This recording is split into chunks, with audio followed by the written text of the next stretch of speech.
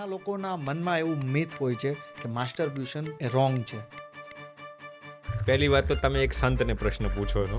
તો એક્ઝેક્ટલી એ ક્ષણ કઈ હતી કે જ્યારે તમે વિચારી લીધું કે હવે સંસાર છોડવો છે અને સંત બનવું છે? તમે હંમેશા ખુશ રહેવા માટે તમે શું કરો છો? મોટા ભાગે ભગવાનના આશરે જીવવાનો પૂરી કોશિશ કરું છું. स्ट्रेस तभी आता है जब आपने सोचा कुछ और, चाहा कुछ और, मांगा कुछ और मिला कुछ और. પ્રોબ્લેમ મને લાગે છે એક જ લાઈનનો હોય છે, પણ આજે ડિપ્રેશન, એન્ઝાયટી એને 10 લાઈનનું સાબિત કરે છે બધા. કોઈ પણ જગ્યાએ છે ને સુસાઇડના કેસ પણ વધતા હોય ને એવું લાગી રહ્યું. પહેલું મેઇન કારણ હું તમને કહું સુસાઇડનું. કે ખુશ રહેવા માટે શું કરવું જોઈએ? આપણે સુખી થવું કે ના થવું એ લોકો પર શીખવાની જરૂર નથી, આપણા હાથની જ ચાવી. આજના યંગ જનરેશનમાં પણ બ્રેકઅપ બહુ આવી ગયું છે. તો ફર્સ્ટ ઓફ ઓલ તો સ્વામી, આજે અમારા પ્લેટફોર્મ પર આવવા બદલ તમારો ખૂબ ખૂબ પહેલા તો આભાર. સ્વામી, કેમ છો? બસ પ્રદીપભાઈ, ખૂબ જ આનંદમાં. આપ કેમ છો? બસ મજા સ્વામી. ખાસ કરીને પ્રદીપભાઈ, આપ જે કામ કરો છો એ ખરેખર બહુ સરાહનીય છે, આદરણીય છે, અને ભગવાનને એવી સવિશેષ પ્રાર્થના કરીએ કે હજી પણ ભગવાન ખૂબ જ એક પરચમ ઉપર લઈ જાય. તમે જે પૂછ્યું તબિયત કેમ છે, આમ તો 2 દિવસના ઉજાગરા છે. આહા, 2 દિવસથી વિચરણ ને બધા કામમાં બધું હેક્ટિક સ્કેડ્યુલ હોય એટલે આહા. આમ કાલે તો સૂતો જ નથી હું, પણ શરીર થાકી ગયેલું છે, પણ બ્રેન ઇઝ એક્સાઇટેડ. પણ સ્વામી, મારે એ જ તમને અત્યારે પહેલું જ પૂછવું છે કે સ્વામી, તમે કહો છો કે ઉજાગરા છે, જી, તો પણ આ ચહેરા ઉપર એટલી બધી ફ્રેશનેસ કેમ? બસ હવે ભગવાનની કૃપા. કેમ જે if you are enjoying what you are doing, તમે જે કામ કરતા હોય એમાં તમને આનંદ આવતો હોય તો હંમેશા તમને આનંદ હોય. પછી ઉજાગરો હોય કે ના હોય, શરીર એની સામે બહુ મકસદ નથી હોતો. સ્વામી, લાઈફ ટાઈમ યંગ રહેવા માટે શું કરવું જોઈએ? બસ આનંદમાં રહેવું જોઈએ. એ જ નથી. આનંદ ક્રિએટ કરવો પડે, અંદર છે, હવે એને બહાર લાવવું પડશે. તો સ્વામી, વચ્ચે દિવાલ કઈ છે? અદ્રશ્ય દિવાલ. અદ્રશ્ય ઘણી બધી દિવાલો છે આપણી અને આપણા આનંદની વચ્ચે. એમાંથી મોટામાં મોટી દિવાલ છે ખોટી માન્યતાઓ, આપણો અહંકાર, આપણી સ્વાર્થની માન્યતાઓ, આપણો સ્વાર્થ. આ બધી માન્યતાઓને દૂર કરીએ તો આનંદને આનંદ જ છે. પછી તમે હંમેશા હમ ખુશ રહેવા માટે તમે શું કરો છો? હંમેશા ખુશ રહેવા માટે પ્રદીપભાઈ, હું મોટા ભાગે ભગવાનના આશરે જીવવાનો પૂરી કોશિશ કરું છું. અને ભગવાનનું નામ સ્મરણ કરવાથી મને બહુ આનંદ આવે છે. એટલે જ્યારે પણ મુશ્કેલી આવે, દુઃખ આવે, ઉદાસીનતા આવે, ત્યારે એક ભગવાનનો આશરો લઈ લઈએ, ત્યારે અંદરથી આમ આનંદનો ધોધ આવતો હોય ને એવી ફિલિંગ આવે. તો ખુશ રહેવું કેટલું જરૂરી છે? અત્યંત જરૂરી છે ખુશ રહેવું. ખુશી વગર ભગવાને જે આ મનુષ્યનું શરીર આપ્યું છે, દુઃખી થવા તો કંઈ આપ્યું નથી. ભગવાન તો એવું નથી ઈચ્છતા કે ભાઈ દુઃખી થઈને તમે હેરાન થાઓ. ભગવાન ખુદ એવું ઈચ્છે છે કે તમે આનંદમાં રહો. એનું કારણ ખ્યાલ છે પ્રદીપભાઈ? આનંદ શબ્દનો ઉપયોગ કરો કે ભગવાન શબ્દ કયો. બોથ ઓફ ધમ આર સિનોનિયમ્સ, બંને પર્યાય શબ્દ. આનંદ કયો કે ભગવાન કયો, ભગવાન કયો કે આનંદ કયો, એક જ શબ્દ છે. સ્વામી, મને એવું લાગે છે કે દિવસ દરમિયાન આટલી બધી જગ્યાએ ભાગદોડ, કામના કારણે બાકી છે, તો મોબાઈલ સાથે છે, એમાંથી ખુશી કાઢવી બહુ ડિફિકલ્ટ છે સ્વામી અત્યારે. અને અત્યારે લગભગ એવું થાય છે કે મેજોરિટીમાં લોકો ખબર નહીં કાંઈક ને કાંઈક વસ્તુથી દુઃખી છે. એક પ્રફુલ્લિત ખુલ્લી સ્માઇલ સાથે બહુ ઓછા લોકો સ્વામી જોવા મળે. તો આના બધાના પાછળના કારણ શું? ઘણા બધા પ્રદીપભાઈ કારણો છે. આજનું યુગ તો પહેલી જે તમે કીધું એમ સોશિયલ મીડિયાએ આપણી ઉપર જે આમ બોમ્બાર્ડમેન્ટ કરી દીધું છે ને, સોશિયલ મીડિયાનો ઉપયોગ, તમે જે સ્માર્ટફોન્સનું કીધું, સ્માર્ટફોન્સ એ આપણા અંડરમાં હોવા જોઈએ, આપણા નિયંત્રણમાં હોવા જોઈએ, આપણા કંટ્રોલમાં હોવા જોઈએ. આજે થઈ ગયું છે કે સ્માર્ટફોન્સ આપણી ઉપર હાવી થઈ ગયા છે. આપણે એના કંટ્રોલમાં ના હોવા જોઈએ. આપણે એના કંટ્રોલમાં ના હોવા જોઈએ. એ વિવેક હોવો જોઈએ, ક્યારે કેટલો ઉપયોગ કરવો જોઈએ. પણ એ વિવેક લોકો ગુમાવી બેઠા છે. લોકો મનોરંજન માટે જોવે છે સ્માર્ટફોન્સનો ઉપયોગ એના માટે, પણ સ્માર્ટફોન્સ જ તમારું મનોરંજન છીનવી લે છે. લોકોને ખ્યાલ જ નથી હોતો. ઓકે, તો સ્માર્ટફોનનો યુઝ કેટલો અને કેવી રીતના કરવો જોઈએ? જો એ પ્રદીપભાઈ બહુ સરસ પ્રશ્ન છે. બધા માટે અલગ અલગ હોય. હું એમ કહું કે અડધો જ કલાક રોજ, એ પણ નિયમ ખોટો છે.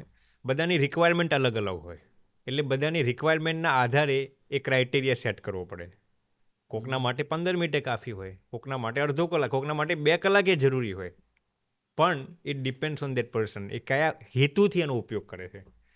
કે તમે કેટલો સમય ઉપયોગ કરો છો એના કરતાં પણ તમે શા માટે ઉપયોગ કરો છો ને દેટ ઇઝ વેરી ઇસેન્શિયલ. એના પણ ગેરફાયદા થતા હશે ને ઘણા વધારે બધા use. થાય. અરે તમને અમને સાધુ સંતોન થતા હોય તમને ગ્રહસ્થને તો થાય જ ને. જેમ કે સ્વામી હમ. વધારે ફોન યુઝ કરવાથી આંખને જ ખાલી નુકસાન થાય છે કે ઇન્ટરનલ ઘણા બધા નુકસાન થતા હોય છે? આંખને તો એક્સટર્નલ નુકસાન છે, એક જ નુકસાન છે, પણ સ્માર્ટફોનનો દુરુપયોગ કરવાથી બીજા શરીરના અંગોને તો થતું જ હોય છે, હૃદય હોય કે બીજા XYZ હોય, પણ તમારા આત્માને ખોખલો કરી નાખે સ્માર્ટફોનનો વધારે ઉપયોગ. અત્યારે સ્વામી એવો પણ મેજોરિટીમાં પ્રશ્ન હા. હોય છે કે લોકો છે ને નાની નાની વાતોમાં દુઃખી થઈ જતા હોય છે, છોકરા હોય કે છોકરી કોઈ પણ નાની નાની વાતમાં ડિપ્રેશનમાં જતા રહે છે.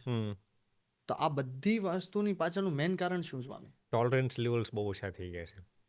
તમે 1થી 10ની ટોલરન્સ સ્કેલની માપદંડ કાઢો તમે, તો નોર્મલ વ્યક્તિ આજથી રિયલ રિસર્ચ કહે છે પ્રદીપભાઈ, આજથી 20 વર્ષ પહેલાં 1થી 10ની સ્કેલમાં જુઓ તો ટોલરન્સ લેવલ લોકોના 7ના લેવલ ઉપર હતા, 70%. આજથી 200 વર્ષ પહેલાં તમે જાઓ તો લોકોના ટોલરન્સ લેવલ્સ 8.5 હતા, એટલે કે 85%. આજે તમે આજની 2024ની હું તમને વાત કરું તો ટોલરન્સ લેવલ્સ લોકોના 4.5 થઈ ગયા છે, એટલે 45%. છેલ્લા 20 વર્ષમાં 8.5થી 4.5 થઈ ગયા, 40% ઓછા થઈ ગયા ટોલરન્સ લેવલ્સ. એટલે લોકો નાની નાની વાતમાં બ્રેકઅપ થઈ જાય, નાની વાતમાં દુઃખ લાગી જાય, અને એનું પણ મેઇન કારણ એ છે ટોલરન્સ લેવલ્સ લો થવાનું. ભગવાનની શરણાગતિ ઓછી થઈ ગઈ, ભગવાનનો આશરો ઓછો થઈ ગયો. લોકો એમ સમજે છે કે ભગવાનને માનવું એ તો જૂના જમાનાના લોકોનો આ વિષય છે કે જે અંધશ્રદ્ધામાં માનતા હોય, એક ઉંમર પછી. એક ઉંમર પછી હા. એવું થઈ ગયું છે. એટલે મેઇન કારણ તો ભગવાનનો આશરો ઓછો થઈ ગયો છે. તો એક્ઝેક્ટલી એન્ઝાયટી અને ડિપ્રેશન શું છે? જો પ્રદીપભાઈ, તમે જે પૂછ્યું ને, પહેલાં તો હું તમને કહું, સ્ટ્રેસ શબ્દ એક અલગ છે, એક ડિપ્રેશન શબ્દ અલગ છે. હવે પહેલાં તમને સમજાવું, સ્ટ્રેસ અને ડિપ્રેશનમાં થોડીક સમય લાગશે, ચાલશે ને તમને? ચાલશે. જો મારે થોડુંક કોઈ પણ વસ્તુ મારે ડીપમાં જાણવી છે ને તો વાંધો નહીં. તો હું પહેલાં તમને સમજાવું. પહેલાં તો આ દુનિયામાં લોકોએ આજકાલના કઈ ઇન્ફ્લુએન્શિયલ સ્પીકર છે, સ્ટ્રેસની પરિભાષા જ બદલી નાખી. લોકો એમ કહે છે કે સ્ટ્રેસ સ્ટ્રેસ સ્ટ્રેસ ખરાબ જ છે. સ્ટ્રેસ ખરાબ નથી. આ દુનિયામાં જેટલા માણસોએ વિકાસ, તરક્કી કે કાંઈ પણ કર્યું છે ને એ સ્ટ્રેસના કારણે જ કર્યું છે. સ્ટ્રેસ વગર દુનિયામાં કોઈ પણ માણસનો વિકાસ ના થાય. આ દુનિયામાં કોઈ માણસ એમ કે મને સ્ટ્રેસ જ નથી આવતું, તમારે સમજી લેવાનું આ મહામૂર્ખ છે. અને કોઈ તમને એવું જ્ઞાન પણ પીરસવા આવે ને કે how to live a stress free life, તમારે સમજવાનું આ મહામૂર્ખ છે. કેમ જે તમે આ દુનિયામાં તમે સ્ટ્રેસ ફ્રી ના થઈ શકો, તમે સ્ટ્રેસને મેનેજ કરી શકો. તમે સ્ટ્રેસ ફ્રી ના થઈ શકો, સ્ટ્રેસને મેનેજ કરી શકો.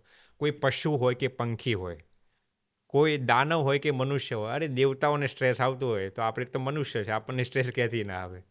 આ દુનિયામાં એક મરદા સિવાય બધાને સ્ટ્રેસની અનુભૂતિ થતી હોય છે. કેમ જે સ્ટ્રેસનું કનેક્શન આપણા અસ્તિત્વ સાથે છે. 100%. સ્ટ્રેસનું કનેક્શન આપણા હૃદય સાથે છે, આપણી ધડકનો સાથે છે. એટલે સ્ટ્રેસની ફિલિંગ તો 100% આપણને થવાની. હું તમને એક સિમ્પલ એક્ઝામ્પલ આપું પ્રદીપભાઈ. માની લો કે તમે ટ્રેનની પટરી ઉપર કોઈક વ્યક્તિ ઊભા હોય, રેલગાડીની પટરી ઉપર. હવે એને સામે ટ્રેન આવતી દેખાય છે, માણસને સામે ટ્રેન આવતી દેખાય છે, તો એ હટી જાય છે, એ બચી જાય છે. એનું કારણ શું? સ્ટ્રેસ. હું તમને સમજાવું. જ્યારે માણસ રેલની પટરી ઉપર ઊભો હોય ત્યારે એને સામે ટ્રેન આવતી દેખાય, એટલે હવે શું થાય, તમારા બ્રેઇનમાંથી સ્ટ્રેસના 2 હોર્મોન્સ હોય, કોર્ટિસોલ એન્ડ એડ્રિનલિન, એ બંને રિલીઝ થાય. સ્ટ્રેસના બંને હોર્મોન્સ રિલીઝ થાય, કોર્ટિસોલ અને એડ્રિનલિન. એ શું કરે? તમારા બોડીની ફાઇટ એન્ડ ફ્લાઇટ રિસ્પોન્સને એક્ટિવેટ કરે. Fight and flight response activate થાય એટલે શું થાય? તમારા હૃદયની ધડકનો વધી જાય, બ્લડ પ્રેશર વધી જાય. એના કારણે શું થાય? તમને બોડીમાં સ્ટ્રેસની ફિલિંગ આવે. જેવી તમને બોડીની અંદર સ્ટ્રેસની ફિલિંગ આવે, તમે એક્શન લો. શું એક્શન લેવાના આવે તમે? તમારું માઇન્ડ એમ કે ભાઈ અહીંયાથી હટી જાય, નહીં તો મરી જઈશ. એ સમયે જો તમને સ્ટ્રેસની ફિલિંગ ના થઈ હોત તો તમે ત્યાં મરી જાત, ટ્રેન તમારી ઉપરથી જતી રહેત. સ્ટ્રેસની ફિલિંગ થઈ એટલે જ તમે બચ્યા, નહીંતર તમે ત્યાં મરી ગયા હોત. એટલે હું એ કહેવા માગું છું કે stress is not always bad. તમને જો સ્ટ્રેસનો ઉપયોગ કરતા આવે ને તો એ જ સ્ટ્રેસ તમારી તરક્કી કરે. 100%.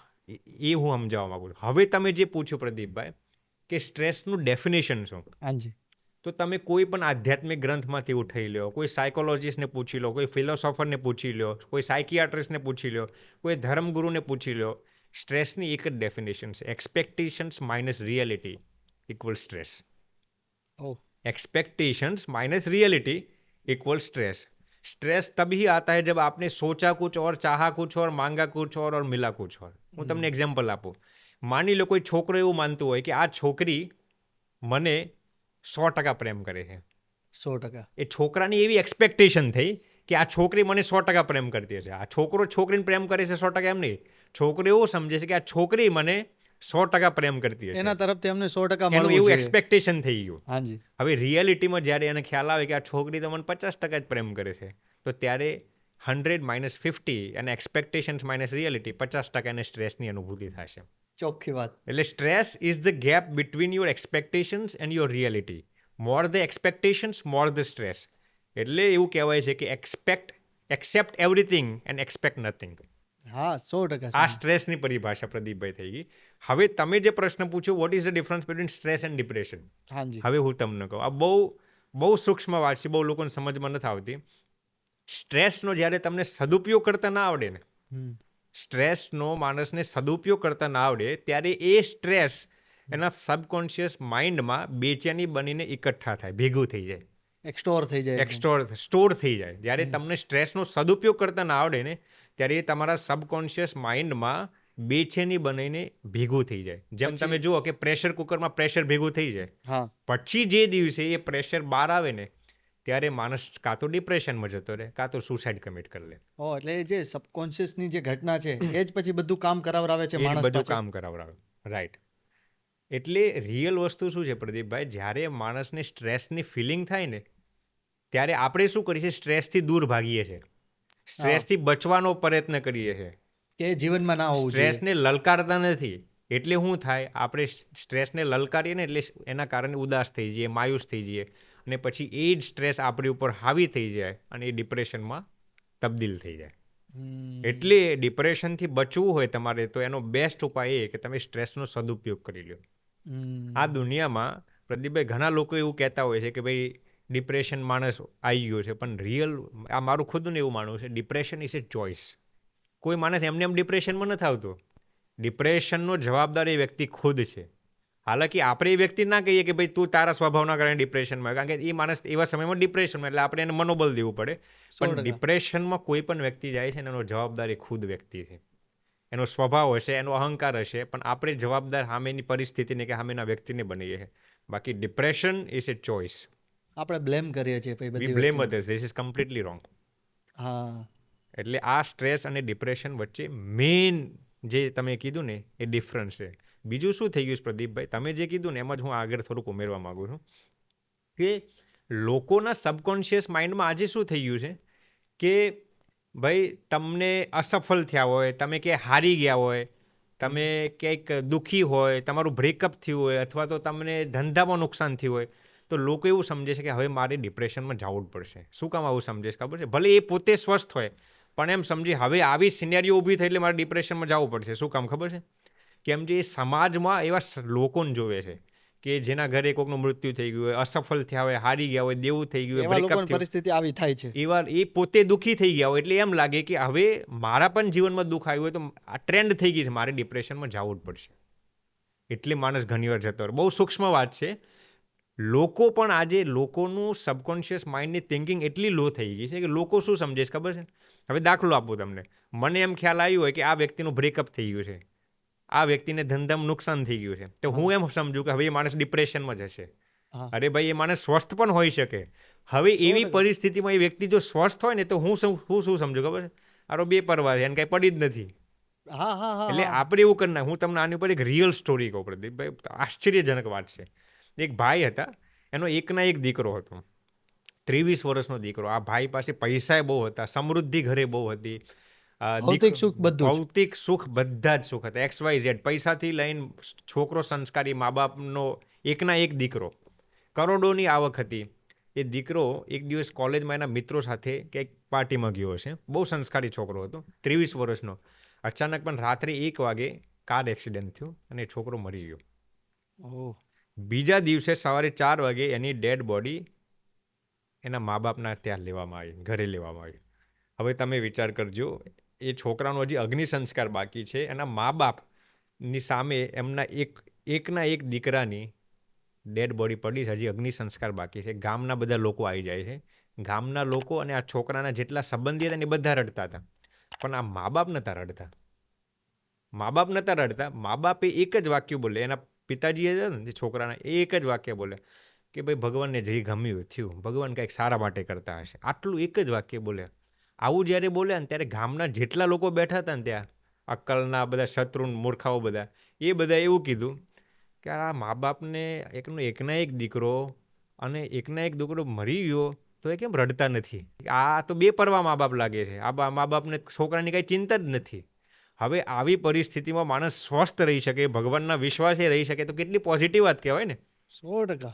આવા પરિસ્થિતિમાં ઓલા ગામના મૂર્ખાઓ વાતો એવી કરે છે કે આ મા બાપને કંઈ પડી જ નથી, એકનો એક છોકરો મરી ગયો તો એ બેપરવા છે, આ તો ગાંડા થઈ ગયા લાગે છે. એ છોકરાનો જ્યારે અગ્નિ સંસ્કાર કરવા એના પિતાજીના કંધા ઉપર એનો જે છોકરાને લઈને જતા હતા ને, ત્યારે પણ એના બાપને આંખમાંથી એક આંસુ નહોતું આવ્યું. હવે ગામના લોકો એને ઉડાડે, અગ્નિ સંસ્કાર સ્મશાનમાં જતા ઉડાડે કે આ એકના એક છોકરો મરી ગયો, આ બાપ તો બેપરવા લાગે છે. એટલે મારો કહેવાનો ભાવ શું છે આખી વાતમાંથી, કે લોકો એવું સમજે છે કે એના જીવનમાં આવો દુઃખદ પ્રસંગ આવી ગયો તો એને ડિપ્રેશનમાં જવું જોઈએ. એટલે દુઃખદ કે કાંઈ પણ આવું થાય તો કાંઈ એને પણ treat આવું એવું થવું જોઈએ. આવું સમાજ એવું સમજે છે. એ પોતે સ્વસ્થ રહી શકે છે, એને સમાજ બિરદાવતો નથી. સમાજ એવું સમજે છે આવી વિકટ પરિસ્થિતિમાં ડિપ્રેશનમાં જવું જોઈએ. 100%. એટલે આવી લોકોની અંદર માનસિકતા થઈ ગઈ છે. હા. એટલે આ બહુ મોટી ભૂલ થાય છે. ઓકે. એટલે આ ખરેખર બહુ મોટી ભૂલ છે. સ્ટ્રેસનો મેં તમને કીધું ને પ્રદીપભાઈ, સ્ટ્રેસનો સદુપયોગ કરતા બહુ ઓછો લોકોને આવડતો હોય છે. જિંદગી એવી જીવી જોઈએ કે તમે તમારી સ્ટ્રેસને જ શક્તિ બનાવી દો, તમારી સ્ટ્રેસને જ એક ઉર્જા બનાવી દો. સમજે? સફળ અને અસફળ લોકોમાં ડિફરન્સ શું છે તમને કહું પ્રદીપભાઈ. સફળ લોક પોતાના સ્ટ્રેસનો સદુપયોગ કરતા એમને આવડતો હોય છે, અને અસફળ લોકોને એના સ્ટ્રેસનો સદુપયોગ કરતા નથી આવડતો. Successful people are successful because they utilize their stress very optimistically. And failures are failures because they do not know how to handle their stress optimistically. અને સ્ટ્રેસનો એક અર્થ ચુનૌતી પણ થાય, ચેલેન્જ થાય. જો તમે વિચારો તો હું તમને કહું પ્રદીપભાઈ, કોઈક માણસ જીમમાં જાતો હોય ને એક્સરસાઇઝ કરતો હોય, એ શું છે? શરીરનો તો સ્ટ્રેસ છે, શરીરનો તણાવ કહેવાય ને. હા, હવે that is good for your health. હા. હવે કોઈ માણસ વાંચતો હોય, કોઈ સ્ટુડન્ટ વાંચતો હોય તો એ મેન્ટલ સ્ટ્રેસ જ કહેવાય ને. હા. પણ એના માટે જરૂરી છે. કોઈ માણસ ધંધામાં દિમાગ લગાવતો, ભાઈ ક્યાં ઇન્વેસ્ટમેન્ટ કરવું, ક્યાં ના કરવું, કઈ ડીલ ઉપર સાઇન કરવું, કઈ ડીલ ઉપર સાઇન ન કરવું, એ માનસિક સ્ટ્રેસ જ કહેવાય ને. વિચારવા મજબૂર તો કરે જ. હા, પણ એ સ્ટ્રેસ તમારા માટે જરૂરી છે. આજે કઈ મૂર્ખાઓ એવા માને છે કે શરીર અને મનને કષ્ટ જ ના દેવો જોઈએ.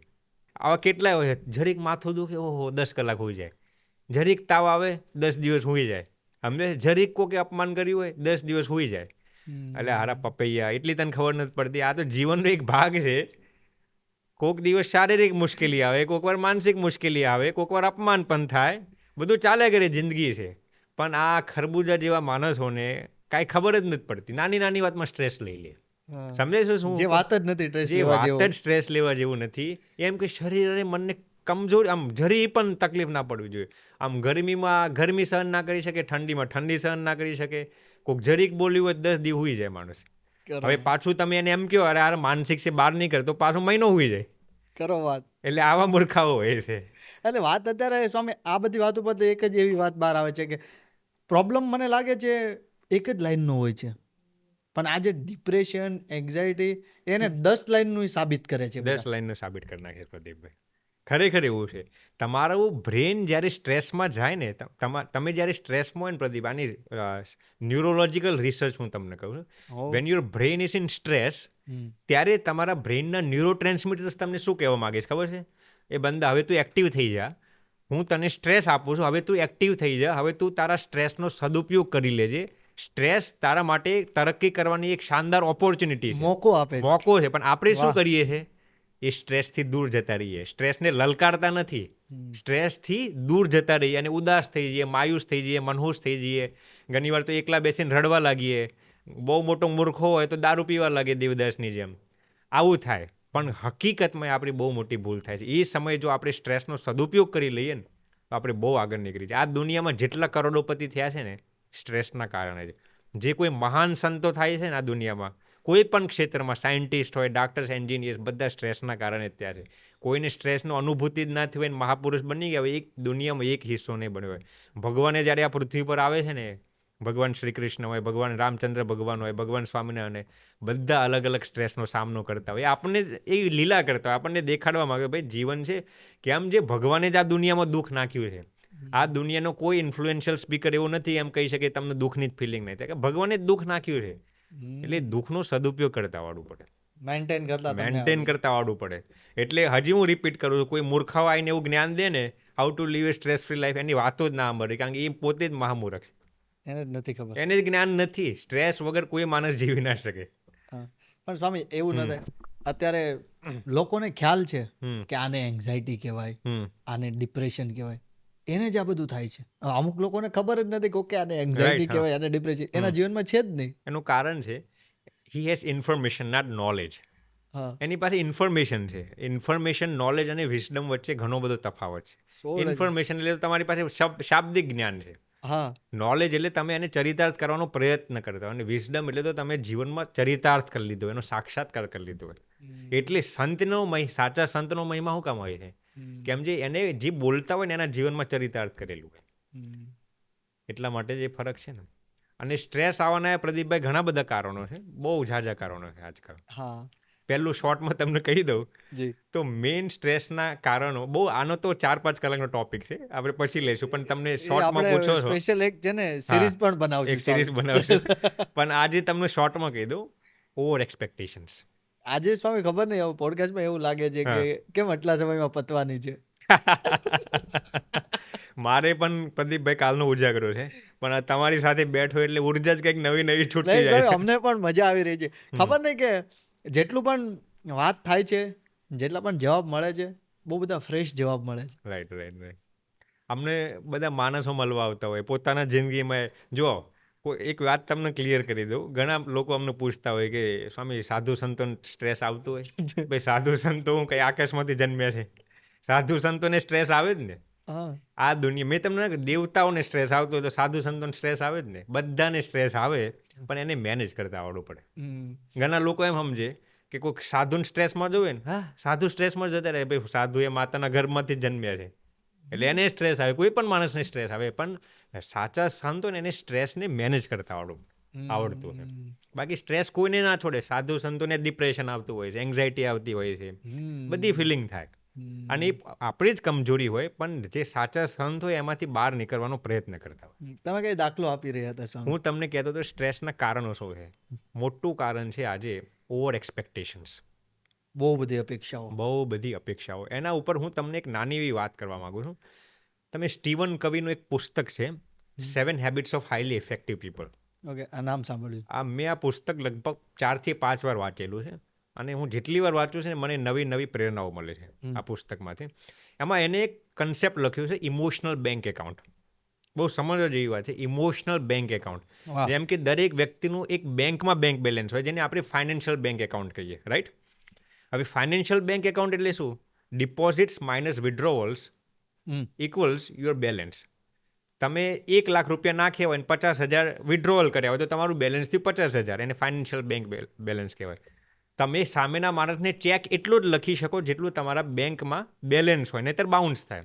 એમ ઇમોશનલ બેંક બેલેન્સ એટલે શું? એમાં પણ ડિપોઝિટ્સ હોય અને એમાં પણ વિડ્રોવલ્સ હોય. અને દરેક વ્યક્તિ, આ દુનિયામાં તમે જેટલા વ્યક્તિઓને ઓળખો છો ને પ્રદીપભાઈ, બધાના હૃદયમાં આપણું એક બેલેન્સ હોય, ઇમોશનલ બેંક બેલેન્સ. જેમ કે આપણે ઘણા સમયથી ઓળખીએ છીએ, તો તમારા હૃદયમાં મારું એક બેલેન્સ હશે, મારા હૃદયમાં તમારું એક ઇમોશનલ બેલેન્સ. આખી ટીમ જે બેઠી છે અહીંયા, બધાના હૃદયમાં તમારું એક બેલેન્સ હશે, એમના હૃદયમાં તમારું એક બેલેન્સ હશે. હું એક્ઝામ્પલ આપું. માની લો કે તમે મારી સાથે કંઈક સારો વ્યવહાર કર્યો, તમે પ્રામાણિકતા રાખી, મારી કંઈક સેવા કરી, મને કંઈક ઉપયોગમાં આવ્યા, તો મારા હૃદયમાં એટલું તમારી ડિપોઝિટ્સ વધી, રાઈટ? મેં તમારી સાથે કંઈક ખરાબ વર્તન કર્યું, તમારી સાથે કંઈક ખોટું બોલ્યો, તમારી સાથે કંઈક કપટ કર્યું, તમારી સાથે કંઈક એવો અભદ્ર કંઈક ખોટું કર્યું કે જે આમ ખરાબ કહેવાય, તો એટલું તમારા હૃદયમાં મારી વિડ્રોવલ્સ થશે. સમજાયું? એટલે હવે તમારા હૃદયમાં મારું ફાઇનલ બેલેન્સ શું થયું? મારા જે સદગુણો હશે, મેં જે તમને સારી રીતે મદદ કરી હશે એ ડિપોઝિટ્સ ભેગી થઈ, મેં તમારી સાથે જેટલું ખરાબ વર્તન કર્યું હશે એ વિડ્રોવલ્સ થઈ. હવે તમારા હૃદયમાં મારું ફાઇનલ ઇમોશનલ બેલેન્સ શું થયું? Deposits minus withdrawals. માની લો કે 70% તમારા હૃદયમાં મારું સ્થાન થયું, બરાબર? એટલે ઇમોશનલ બેંક બેલેન્સ એટલે ગુજરાતીમાં એક શબ્દમાં કેવું હોય ને તો પ્રસન્નતા કહી શકાય. તમારા હૃદયમાં મારી કેટલા ટકા પ્રસન્નતા છે, તમારા લાગણીઓ, તમારા હૃદયમાં મારા પ્રત્યે કેટલો આશીર્વાદ છે, જેને આને સ્ટીવન કવિએ એને ઇમોશનલ બેંક બેલેન્સ એવો શબ્દ આપ્યો. માની લો કે તમારા હૃદયમાં મારું ઇમોશનલ બેંક બેલેન્સ 70% છે. હવે હું આને સ્ટ્રેસ સાથે રિલેટ કરું છું. હવે સ્ટ્રેસ માણસને ક્યારે આવે છે એ હું તમને સમજાવવા માંગુ છું.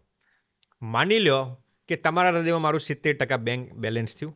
હવે હું એવી અપેક્ષા રાખું કે પ્રદીપભાઈ મારી 90% ઇજ્જત કરે, પ્રદીપભાઈ મને મારો 90% સ્વીકાર કરે, પ્રદીપભાઈ મારા કહેવાથી આટલો સુધારો કરે. તમે મારા કહેવાથી એટલો જ સુધારો કરશો જેટલું તમારા હૃદયમાં મારા પ્રત્યે બેંક બેલેન્સ છે. હું એવી અપેક્ષા રાખું કે તમે મારું 100% માનો, તમે નહીં માનો, કારણ કે તમારા હૃદયમાં મારું 70% જ બેલેન્સ છે. એટલે બાકીનું 30% જેટલું તમે મારું નહીં માનો એટલું મને સ્ટ્રેસ આવશે. સમજાય છે મારી વાત? કેપેસિટી. એક બાપ પોતાના દીકરા પાસે એવી અપેક્ષા રાખે કે હું કહું એ બધું તારે માનવાનું છે. છોકરો એટલું જ માનશે જેટલું એના ઇમોશનલ બેંક બેલેન્સમાં એના બાપનું સ્થાન હોય. બાકીનું જેટલું નહીં માને એટલું એના બાપને ટેન્શન આવવાનું. સમજાય છે મારી વાત? આ દરેક ક્ષેત્રમાં એક મા બાપના વચ્ચે આ સંબંધ હોય, એક પતિ પત્ની વચ્ચે, એક ગર્લફ્રેન્ડ બોયફ્રેન્ડ વચ્ચે, બે મિત્રો વચ્ચે આ ઇમોશનલ બેંક બેલેન્સ હાલતું હોય, એક ગુરુ શિષ્ય વચ્ચે હોય, એક લીડર એમ્પ્લોઈઝ વચ્ચે હોય, એક કોવર્કર્સ વચ્ચે હોય. બધા તમારું એટલું જ માને જેટલું એના હૃદયમાં તમારું બેંક બેલેન્સ હોય. એટલે હવે પ્રોબ્લેમ ક્યાં થાય છે ઓવર એક્સપેક્ટેશન્સમાં? હું તમારી પાસે એવી અપેક્ષા રાખું છું તમે મારો 100% માનો, તમે મારું એટલું જ માનશો જેટલું તમે તમારા હૃદયમાં મારું બેલેન્સ છે. બાકીનો બધો ચેક બાઉન્સ થશે અને એનું મને ડિપ્રેશન આવશે કે સ્ટ્રેસ આવશે. સમજે છે? બીજી મોટી ઓવર એક્સપેક્ટેશન શું છે ખબર છે? લોકો એવું સમજે છે કે હું જેવો છું એવો તમે મને સ્વીકાર કરી લો. બહુ સૂક્ષ્મ વાત છે. તમે મારા દોષ સામે ના જુઓ. માની લો કે એક બોયફ્રેન્ડ ગર્લફ્રેન્ડ પાસે એવી અપેક્ષા રાખે હું જેવો છે એવું તાર મને સ્વીકાર કરી લેવાનો, મારી અંદર આ ભૂલો આ દોષો, હું બીજાને ચીટ કરું તો એ તાર સ્વીકાર લેવાનો મને જેવો છે એવો. પછી એ કરશે એ જ હું કહું. એટલે માણસ એવું સમજે છે કે હું જેવો છું એવો તમારે મને સ્વીકાર લેવાનો. હવે હકીકતમાં તમે મને કેટલો સ્વીકારો છો ને એ તમારી ઉપર આધાર છે. 100%. ટેન્શન ક્યારે આવે છે? જે મારા કંટ્રોલમાં નથી એને હું ખેંચીને મારા કંટ્રોલમાં લાવવા માંગુ છું. જે નથી થતું, જે નથી મારા, તમે મારો કેટલો સ્વીકાર કરશો એ મારા હાથનો વિષય જ નથી, અને હું એને ખેંચીને મારા હાથમાં લેવા માંગુ છું. પ્રદીપભાઈ તમે મારો આટલો સ્વીકાર કરો. એક ગર્લફ્રેન્ડ બોયફ્રેન્ડને કે તમે મારો આટલો સ્વીકાર કરો, નહીં કરે. કેમ? જે એમાં તમારું ઇમોશનલ બેંક બેલેન્સ જ નથી. અને આ બધી વધારે ક્યાં અપેક્ષા રહે ખબર છે? જેટલા તમે એકબીજાથી નજીક હોય ને, તમારા જેટલા નજીકના વ્યક્તિ હોય ને ત્યાં આવી ઓવર એક્સપેક્ટેશન્સ વધી જાય કે ભાઈ તમે મારો સ્વીકાર કરી લો, હું જેવો છું એવો. મારામાં ભલે ભૂલો હોય પણ મને સ્વીકાર લો તમે. આ સ્ટ્રેસનું મોટું કારણ છે. તમે જોજો પતિ પત્ની વચ્ચે ઝઘડા થતા હોય ને, પતિ એમ કે ભાઈ મારામાં જે ભૂલો હોય તાર મને સ્વીકાર લેવાનો. હું ભલે રાત્રે 12 વાગે આવું, દારૂ પીને આવું, બીજી છોકરી હારે લફડું કરીને આવું, તારે નહીં કરવાનું કોઈની હારે. સમજે છે? આ ઓવર એક્સપેક્ટેશન છે. હું જેવો છું, દારૂડિયો, શરાબીઓ, લફરાબાજ જે હોય તાર મને સ્વીકાર લેવાનો. એટલે આ ઓવર એક્સપેક્ટેશન, હું જેવો છું એ સ્વીકારી લો, એ સ્ટ્રેસનું મોટું કારણ છે. બીજી ઓવર એક્સપેક્ટેશન કઈ હું તમને કહું, જે બીજાને સુધારવાની આપણે જે અપેક્ષા રાખીએ છીએ ને, જે બીજાને સુધારવાની જે આપણે અપેક્ષા રાખીએ છીએ ને, કે ભાઈ માની લો કે એક મિત્ર બીજા પાસે શું અપેક્ષા રાખે, તારામાં આ હોવું જ ના જોઈએ મારી સાથે રહેવું હોય. એક ગર્લફ્રેન્ડ બોયફ્રેન્ડ પાસે એવી અપેક્ષા રાખે આ તું સુધાર નાખ. સમજે છે? એક મા બાપ સંતાનો પાસે, એક ગુરુ શિષ્ય પાસે, એક શિષ્ય ગુરુ પાસે, એક લીડર ડિસિપ્લિન્સ પાસે, એક બોસ એમ્પ્લોઈઝ પાસે, બધે આ નિયમ લાગુ પડે છે.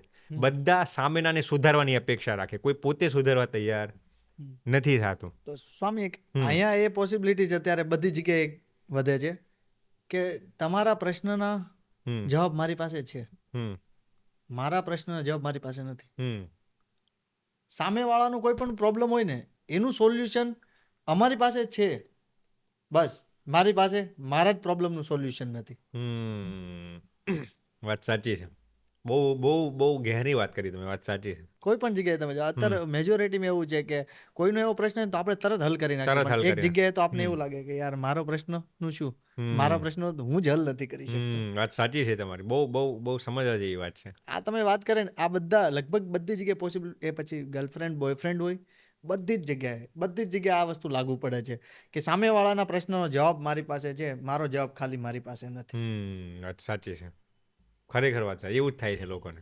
બીજું સ્વામી મારે એવું કહેતું કે જો આપણે સામાન્ય તાવ આવે છે તો એની પહેલા આપને કળતર આવે છે, એક સિમ્ટમ્સ દેખાય. તો શું માનસિક કોઈ પણ રોગ, ડિપ્રેશન છે, એન્ઝાયટી છે, આપણે જેટલા શબ્દ બોલે, એવું કાંઈ પણ થાય છે પ્રોપર બીમારી, તો એમની પહેલા શું એમના લક્ષણ દેખાય છે ખરા? દેખાતા હોય છે? 100% દેખાય છે. એ વ્યક્તિને પણ દેખાય અને સામેના વ્યક્તિને પણ દેખાય. માની લો કે હું ડિપ્રેશનમાં જતો હોય દાખલા તરીકે, તો એની ડિપ્રેશનની ફિલિંગ મને તો આવતી જ હોય, ઉદાસ થતો હોય, ઘણીવાર એકલો રડતો હોઉં, ઘણીવાર આમ એ ફિલિંગ્સ મારી અંદર તો આવતી જ હોય, અને સામેનો જેટલો નજીકનો તમારો વ્યક્તિ હોય ને એને પણ એ ફિલિંગ આવતી હોય કે આ માણસ અત્યારે ડિપ્રેશનમાં જઈ રહ્યો છે, એકલતા અનુભવે છે. પણ એ ગૌરથી જોવું પડે, એ તમારે ઓબ્ઝર્વેશન કરવું પડે કે આ મારો મિત્ર છે, અત્યારે કાંઈક એની અંદર કાંઈક ચાલી રહ્યું છે, બધાને ખબર પડે. વાત સાચી, પોતાને ફિલિંગ થાય ને સામેનાને ફિલિંગ થાય. એવું નથી કે અનનોટિસ્ડ જતું રહે. Absolutely wrong. તો કદાચ એ પરિસ્થિતિમાં જો આપણે હલ કરીએ તો સૌથી સારું, નહીં તો પછી એ મોટી બીમારી થઈ શકે અને આગળ જતા સુસાઇડ સુધી પણ પહોંચી શકે. એવું થઈ શકે. વાત સાચી. એક પ્રશ્ન મારો એ હતો, ખાસ કરીને યંગ જનરેશન માટે, ઘણા લોકોના મનમાં એવું મિથ હોય છે કે માસ્ટરબ્યુશન એ રોંગ છે. તો સ્વામી, એક્ઝેક્ટલી એ રોંગ છે કે રાઈટ છે? માસ્ટરબ્યુશન રોંગ છે કે રાઈટ છે? એટલે હસ્તમૈથુન કરવું એ સાચું છે કે ખોટું છે? પહેલી વાત તો તમે એક સંતને પ્રશ્ન પૂછો છો, એટલે હું જુઓ આમાં જે રિયલ છે તમને કહેવા માગું છું કે હું આમાં તમને એક સાયન્ટિફિક એંગલથી કહીશ, એક સ્પિરિચ્યુઅલ પર્સપેક્ટિવથી એ કહીશ. આજકાલ ઘણા લોકો એવું કહેતા હોય છે કે ભાઈ મેસ્ટરબેશન બહુ સારું છે, આવું ઘણા લોકોનો દાવો હોતો હોય છે. તમે મને એક પણ સાયન્ટિફિક જર્નલ એવું બતાવો કે જે મેસ્ટરબેશનના બેનિફિટ્સ રિયલ કહેતું હોય, રિયલ સાયન્ટિફિક રિસર્ચ. કોઈ ડૉક્ટર બોલતો હોય એમ હું નથી કહેતો, એની પાસે પ્રૂફ હોવું જોઈએ, એની પાસે સાયન્ટિફિક જર્નલનું પ્રૂફ હોવું જોઈએ. જેમ હું દાખલો આપું, કોઈક સંત એમ કે કોઈક સંત શાસ્ત્રના આધારે વાત કરે કે એમને એમ વાત કરે કે આ સાચું ને ખરાબ, એ સંતનો મત હોઈ શકે. શાસ્ત્ર આધારે વાત કરે તો એની વાત સાચી કહેવાય.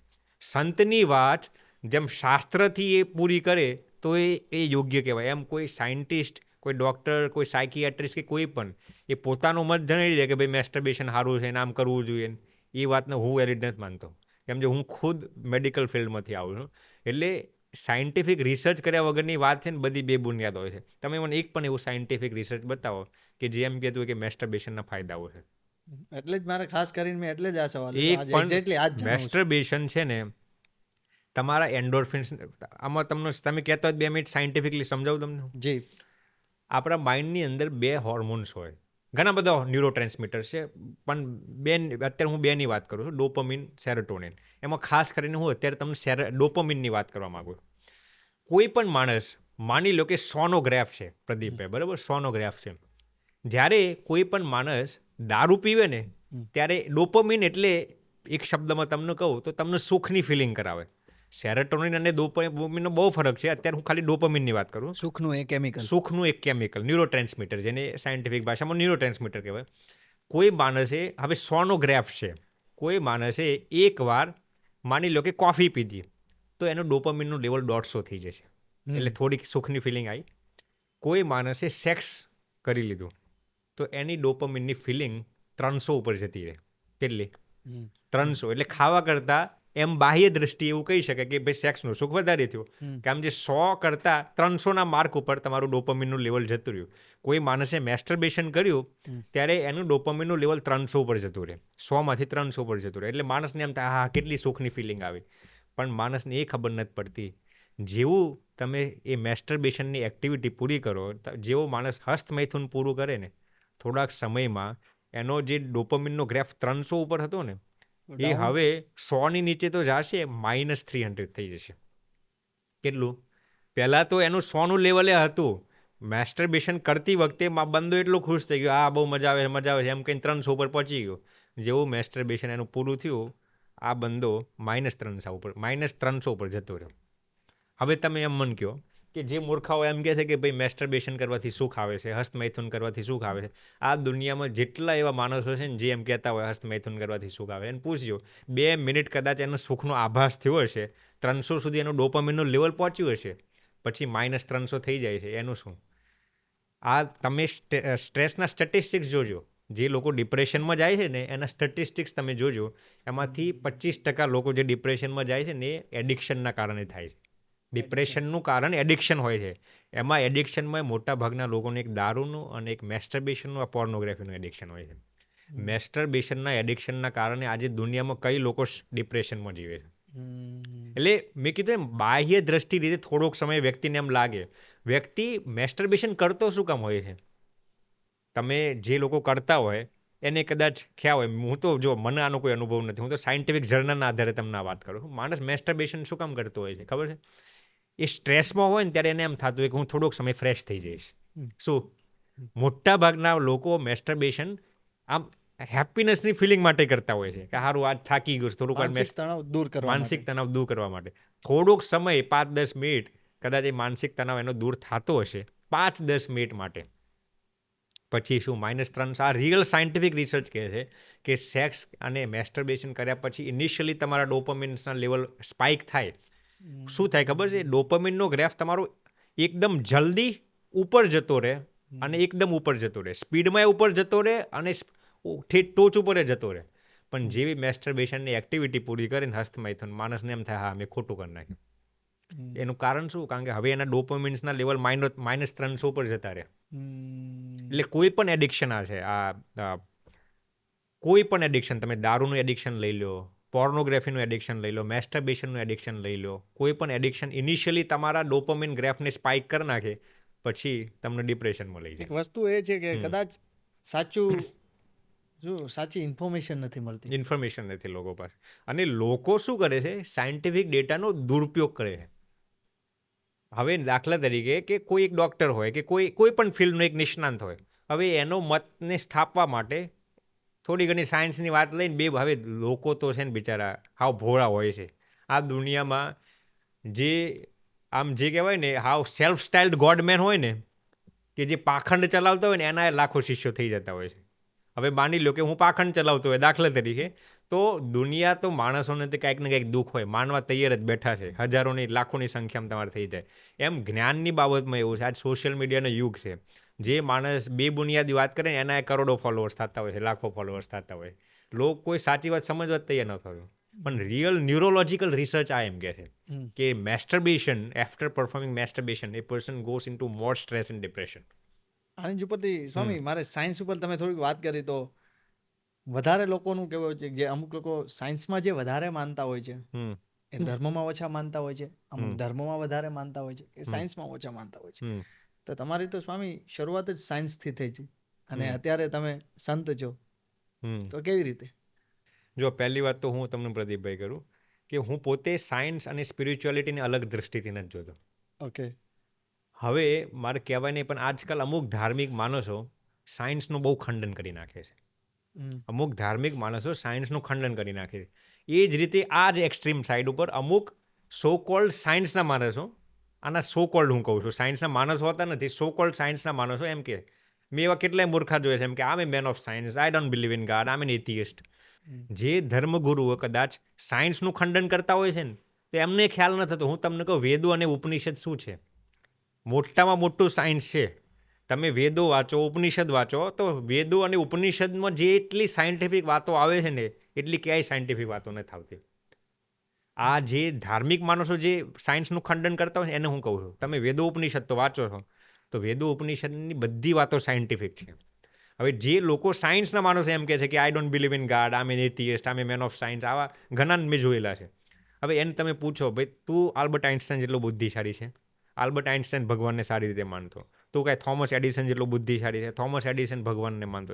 Jagdish Chandra Bose, sir Isaac newton, આ દુનિયાના પહેલા 100 વૈજ્ઞાનિકોને લઈ લો જેને દુનિયાને અદ્ભુત અઝીમો શાન જેને આમ રિસર્ચ આપ્યા હોય ને, એની તમે બાયોગ્રાફી વાંચો, બધા ભગવાનને સ્ટાઉન્ચલી માનતા હતા. એટલે હું ખુદ હવે મારી વાત કરું છું કે હું સાયન્સ અને સ્પિરિચ્યુઆલિટીને અલગ દ્રષ્ટિથી નથી જોતો. ઇનફેક્ટ હું જે સંત થયેલો છે ને એમાં મને ન્યુરોલોજીકલ રિસર્ચે ઘણી બધી મદદ કરેલી છે. ગ્રંથોના અધ્યયન સાથે ન્યુરોલોજીકલ રિસર્ચ, હું આજે પણ પ્રદીપભાઈ આ દુનિયામાં જેટલા પણ ન્યુરોલોજીકલ રિસર્ચ બહાર પડે છે ને હું એક વાંચી લઉં છું. એક ન્યુરોલોજીકલ રિસર્ચ, અને હું એની સ્પિરિચ્યુઅલિટી સાથે કનેક્ટ કરું છું. મારી એક હોબી છે, મને વાંચવાનું બહુ ગમે છે. હું આજની તારીખે જેટલા ન્યુરોલોજીકલ રિસર્ચ પબ્લિશ થાય બધા હું વાંચી લઉં છું અને સ્પિરિચ્યુઅલિટી સાથે હું કનેક્ટ કરું છું એને. અને મારા એવા કેટલાય સાયન્ટિસ્ટ મિત્રો છે, કેટલા એવા ડાક્ટર મિત્રો, હું જાણી જોઈને એવા રાખું છું કામ જે મને આમાં ઇન્ટરેસ્ટ છે. એટલે સાયન્સ અને spirituality is not a different thing, પણ એને તમને સમજતા આવડવું પડે. સાયન્સ તમને ભગવાન વિશે જે પ્રશ્નો છે ને એને ક્લેરિટી કરવામાં ઘણી મદદ કરશે, અને સ્પિરિચ્યુઅલિટી એ તમને સાયન્ટિફિક કોન્સેપ્ટ સમજવામાં એકવાર શાંતિથી સમજો. તમે અંધાધૂન થઈને સાયન્સનું કામ ખંડન કરો છો? કેમ જે સાયન્સ વગર આ દુનિયા જ નથી હાલતી. અને જે સાયન્સના માનો છે અંધાધૂન થઈને હું કામ ભાઈ ભગવાનનું ખંડન કરો? સાયન્સને બનાવનાર જ ભગવાન છે ભાઈ, શું કામ તમે એની ખંડન કરો છો? મેં તમને કીધું ને, મારા જીવનની હું જે સંત થયેલો છે ને એમાં ન્યુરોલોજીકલ રિસર્ચે મને બહુ મદદ કરેલી છે. આ ડોપામિન અને જે સેરોટોનિનનો જે કોન્સેપ્ટ છે ને એના આધારે મને ખરેખર, હું તમને શોર્ટમાં કહું, હમણાં તમે મેસ્ટરબેશન વિશે પ્રશ્ન પૂછ્યો, એમાં આપણે ડોપામિનની ચર્ચા થઈ. એમાં 2 ન્યુરો ટ્રાન્સમીટર્સ આવે પ્રદીપભાઈ, એક ડોપામિન આવે ને એક સેરોટોનિન આવે. સેરોટોનિન એટલે શું? એક દેશી ભાષામાં હું તમને સમજાવું, બહુ અઘરા સાયન્સના શબ્દ, પણ દેશી ભાષામાં તમને કહું, સેરોટોનિન એટલે આનંદ. શું? ડોપામિન એટલે સુખ. હવે સુખ અને આનંદ શબ્દમાં પણ ફરક છે ઘણો બધો. બે એક નથી. સુખ, જો આપણે સુખ શબ્દ છે એટલે ડોપામિન એટલે સુખ અને સેરોટોનિન એટલે આનંદ. હવે ડોપામિનનો બીજો અર્થ શું થાય? ડોપામિનમાંથી જે સુખ આવે ને, જે સેક્સનું સુખ કહો તમે, મેસ્ટરબેશન, પોર્નોગ્રાફી, ખાવાનું સુખ, પંચ વિષયના જેટલા સુખ છે ને આ દુનિયામાં, એ બધા ડોપામિનમાંથી સુખ આવે. એ બધા સુખ નાશવંત હોય. શું? નાશવંત હોય. બધા સુખ લિમિટેડ માત્રામાં હોય. કોઈ માણસ ખાવાનો બહુ શોખીન હોય, એને એમ કહે કે ભાઈ 1 કલાક મારે ગુલાબજાંબુ ને ભજીયા ખાઈ શકે? 15-20 મિનિટમાં થાકી જાય. એમ ડોપામિનમાંથી જેટલા સુખો આવે છે ને બધા લિમિટેડ છે. સેરોટોનિનના જેટલા આનંદ છે ને અનલિમિટેડ છે. ડોપામિનમાંથી જેટલા સુખ તમે લો ને એ બધા એડિક્શન્સ ક્રિએટ કરે. તમે સાંભળ્યા છે શબ્દ ચોકોહોલિક, એલ્કોહોલિક, સેક્સોહોલિક. જેટલા ડોપામિનમાંથી સુખ આવે ને બધા તમને એડિક્શન્સ ક્રિએટ કરે. જ્યારે સેરોટોનિનમાંથી જેટલા સુખ આવે ને એ કોઈ એડિક્શન્સ ક્રિએટ ના કરે. કેમ જે એ સેરોટોનિન આ દુનિયાનું સુખ નથી, એ ભગવાનનું સુખ છે. ડોપામિનના જેટલા સુખ હોય ને એની પાછળ દુઃખ હોય હંમેશા. મેં તમને કીધું કે માની લો મેસ્ટરબેશન કર્યું, દુઃખ આવે. કોઈ માણસે પરસ્ત્રી હારે લફરું કર્યું, પાછળ દુઃખ ઊભું છે. વધારે ખાઈ ગયા, અપચો થયો, કેન્સર થાય, XYZ. ડોપામિનના દરેક સુખની પાછળ દુઃખ હોય. સેરોટોનિનની પાછળ કોઈ દિવસ દુઃખ ના હોય. એટલે આ મેઇન ડિફરન્સ છે ડોપામિન અને સેરોટોનિનનો. હવે તમને એમ થાય કે આને મને કેવી રીતે મદદ કરી સંત થવામાં, તો હું તમને સમજાવું. ડોપામિન મોટામાં મોટું નુકસાન શું કરે કહું તમને? આપણા માઇન્ડની અંદર એક પ્રીફ્રોન્ટલ કોર્ટેક્સ કરીને આવે, સેરિબ્રલ કોર્ટેક્સ. આપણે એક પ્રીફ્રોન્ટલ કોર્ટેક્સ, આપણે એમ કહીએ ને કે આ માણસ આપણને મનુષ્ય અને પશુમાંથી ડિફરન્શિએટ કઈ વસ્તુ કરે ખબર છે તમને? આ પ્રીફ્રોન્ટલ કોર્ટેક્સ, સેરિબ્રલ કોર્ટેક્સ. પ્રીફ્રોન્ટલ કોર્ટેક્સ તમને એ શીખવાડે ભાઈ દારૂ ના પીવાય, એ તમારા હેલ્થને નુકસાન કરે. વ્યભિચાર ના કરે, તમને નુકસાન કરે. હવે હું વાત ત્યાં લઈ જવા માંગુ છું, જે લોકો ડોપામિનના વધારે સુખ લેતા હોય ને, રિયલ વાત છે, જે લોકો ડોપામિન ડિરાઇવ્ડ સુખ લેતા હોય ને, એટલે કે સેક્સનું વધારે સુખ લેતા હોય, મેસ્ટરબેશનનું, દારૂનું, પાન મસાલા ગુટકાનું, સિગરેટનું, આ બધા સુખ ક્યાંથી આવે? ડોપામિનમાંથી આવે. સાયન્ટિફિક ન્યુરોલોજીકલ રિસર્ચ એવું કહે છે કે તમે જેટલા ડોપામિનમાંથી સુખ લ્યો ને એ શું કરે લાંબા સમયે? તમારા પ્રીફ્રોન્ટલ કોર્ટેક્સને ડેમેજ કરી નાખે, તમારા સેરિબ્રલ કોર્ટેક્સને ડેમેજ કરી નાખે. હવે તમારું સેરિબ્રલ કોર્ટેક્સ ડેમેજ થઈ ગયું એટલે પછી એ માણસને ખ્યાલ ના આવે દારૂ કેટલું પીવાય, દારૂ પીવાથી શું નુકસાન થાય ને એ માણસને ખ્યાલ ના આવે, જેનું સેરિબ્રલ કોર્ટેક્સ ડેમેજ થઈ ગયું હોય. હવે ડોપામિન શું કરે ખબર છે તમને? તમારું પ્રીફ્રોન્ટલ કોર્ટેક્સ લાંબા સમયે ડેમેજ કરી નાખે. આ માણસને ખ્યાલ જ નથી હોતો. સાર અસાર વસ્તુનો વિવેક તમારી અંદરથી નાશ કરી નાખે. જેનું લોકોનું પ્રીફ્રોન્ટલ કોર્ટેક્સ ડેમેજ થઈ ગયું ને એ માણસ લિઝર્ડ જેવા થઈ ગયા, ગરોડી જેવા થઈ ગયા. હવે એ માણસને સાર અસારનો વિવેક નથી રહ્યો. એટલે આપણે આ શાસ્ત્રોમાં લખ્યું છે કે જે માણસ બહુ મોજ શોખ કરતો હોય ને, બહુ ભોગ વિલાસિતા કરતો હોય ને, એની બુદ્ધિ નાશ થઈ જાય. એનું સાયન્ટિફિક કારણ આ છે, એનું પ્રીફ્રોન્ટલ કોર્ટેક્સ નાશ થઈ જાય. આ સાયન્ટિફિક વાત છે. અને આ ડેટા મેં બધા જ્યારે પૂર્વાશ્રમમાં હતો ને ત્યારે વાંચેલો કે ભાઈ આપણી પાસે બે ઓપ્શન હતા, સંસારની જાઓ જલાલી ભોગવવી કે પછી ભગવાનનું સુખ લેવું. સંસારની જાઓ જલાલી ભોગવો એટલે ડોપામિનનું સુખ, ભગવાનનું સુખ લેવું એટલે સેરેટોનિનનું સુખ. ભાઈ ઓપ્શન છે, ડોપામિનના આટલા નુકસાન છે, સેરેટોનિનના આટલા ફાયદાઓ છે, તો કયું સુખ લેવાય? સેરેટોનિનનું જ લેવાય ને. એટલે પછી આના કારણે મને આ રિસર્ચના કારણે ઘણો ફાયદો થયો કે ભાઈ સંત થવું હોય તો ભગવાનનું સુખ લેવા માટે, બીજાની સેવા કરવા માટે, અને એ સુખ તમને ક્યાંથી મળે? સેરેટોનિનમાંથી મળે. એટલે આ ન્યુરોલોજીકલ, તમે જે મેઇન પ્રશ્ન પૂછ્યો હતો ને કે સાયન્સ અને સ્પિરિચ્યુઆલિટી, તો હું તો આ બંનેને ઇન્ટરકનેક્ટેડ રીતે જ જોઉં છું. ઇનફેક્ટ એટલે જ મેં કીધું ન્યુરોલોજીકલ રિસર્ચના કારણે જ હું સંત થઈ શક્યો છું શાસ્ત્રોના જ્ઞાન સાથે. તો એક્ઝેક્ટલી એ ક્ષણ કઈ હતી કે જ્યારે તમે વિચારી લીધું કે હવે સંસાર છોડવો છે અને સંત બનવું છે? એ તમને એક રિયલ વાત કરું પ્રદીપભાઈ, તમે આશ્ચર્ય પામશો. અમારો એક મિત્ર હતો, અમેરિકન હતો, એનું નામ હું નથી દેતો કે એમ જે ઇનફેક્ટ 1-2 પોડકાસ્ટમાં મેં એના નામ આપેલા છે પણ નામ બદલીને હું બોલ્યો હતો. રિયલ વાત છે આ. અમેરિકન હતો, એ અમારી સાથે યુનિવર્સિટીમાં અમે ભણતા હતા, સાથે ડાઉનટાઉન શિકાગોમાં જતા હતા. અને એ છોકરો હતો 22-23 વર્ષનો, અમેરિકન હતો, બહુ સ્માર્ટ, બ્રિલિયન્ટ. એના પપ્પા કરોડોપતિ, શિકાગોમાં બહુ મોટા બિઝનેસ ચાલતા હતા. એની બેન ડૉક્ટર હતી, એના પપ્પા ડૉક્ટર હતા, એને મધર ડૉક્ટર હતા, એનો બીજો ભાઈ ડૉક્ટર હતો. આખું ફેમિલી મેડિકલ બેકગ્રાઉન્ડમાંથી આવતું. આ ભાઈ 23 વર્ષનો છોકરો અમને બધાને આનંદમાં રાખે. અમે બધા કેફેટેરિયામાં જઈએ એટલે અમને આનંદ કરાવી દે. કોલેજમાં કેફેટેરિયામાં જઈએ એટલે બહુ આનંદ કરાવે. એક દિવસ એ માણસ આવ્યો કોલેજમાં અને બહુ ઉદાસ બેઠો હતો. એટલે અમે 4-5 જણા બેઠા હતા, એમાં એક બેન બાજુમાં બેઠા હતા. એને પૂછ્યું કે why do you seem so much depressed, you seem very melancholic. એટલે ઓલો ભાઈ કાંઈ બોલ્યો નહીં. આમ રોજ અમનું આનંદમાં લાવી દેતો, બહુ બોલ્યો નહીં. પછી બાજુમાં એક છોકરી હતી, એને પૂછ્યું કે તારે જે રિયલ કારણ હોય એમને કે. પછી એ બોલ્યો કે હવે હું 1 મહિના કે 2 મહિનાની અંદર મરી જઈશ. 23 વર્ષનો અમેરિકન છોકરો એવું કીધું કે આઈ ડાય વિથિન ફ્યુ મંથ્સ. એટલે અમને લાગ્યું આરો ગપ્પા મારે છે, મજાક કરે. એટલે અમે કીધું stop kidding with us, tell us the real reason behind it. એટલે પછી એને કીધું કે before just last weekend I went to see a doctor and I had my all the CT scans, MRIs, blood reports done and my doctor told me that you won't survive for more than 2 months. એના ડૉક્ટરે એમને એવું કીધું કે તમે 2 મહિનાથી વધારે નહીં જીવી શકો. પછી એમને પૂછ્યું what's the reason? he said I'm diagnosed with leukemia, 4th stage blood cancer. એટલે ડૉક્ટરે એને કીધું કે you won't survive for more than 2 months. તું 2 મહિનાથી વધારે હવે નહીં જીવી શકે, એવું એના ડૉક્ટરે એને કીધું. હવે સ્વાભાવિક છે, જે માણસ ભગવાનને માનતો ના હોય, નાસ્તિક ના હોય, હવે એને તો આ દુનિયામાંથી 23 વર્ષની ઉંમરે જતું રહેવાનું.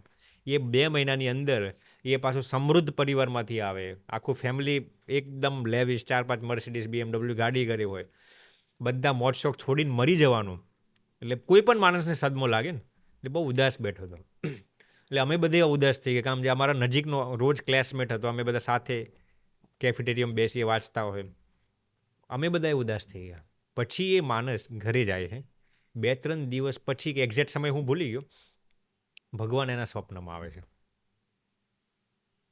એથિયસ્ટ હતો, નાસ્તિક હતો, અમેરિકન હતો, વ્હાઇટ હતો, ભગવાન એના સ્વપ્નમાં આવે છે. ભગવાને એનું નામ દીધું, હું નામ નથી દેતો, ભગવાને એનું નામ દીધું કે I'll cure your cancer within few weeks કે એવું કંઈક શબ્દ બોલે. એક્ઝેક્ટ વાક્ય હું ભૂલી ગયો છું.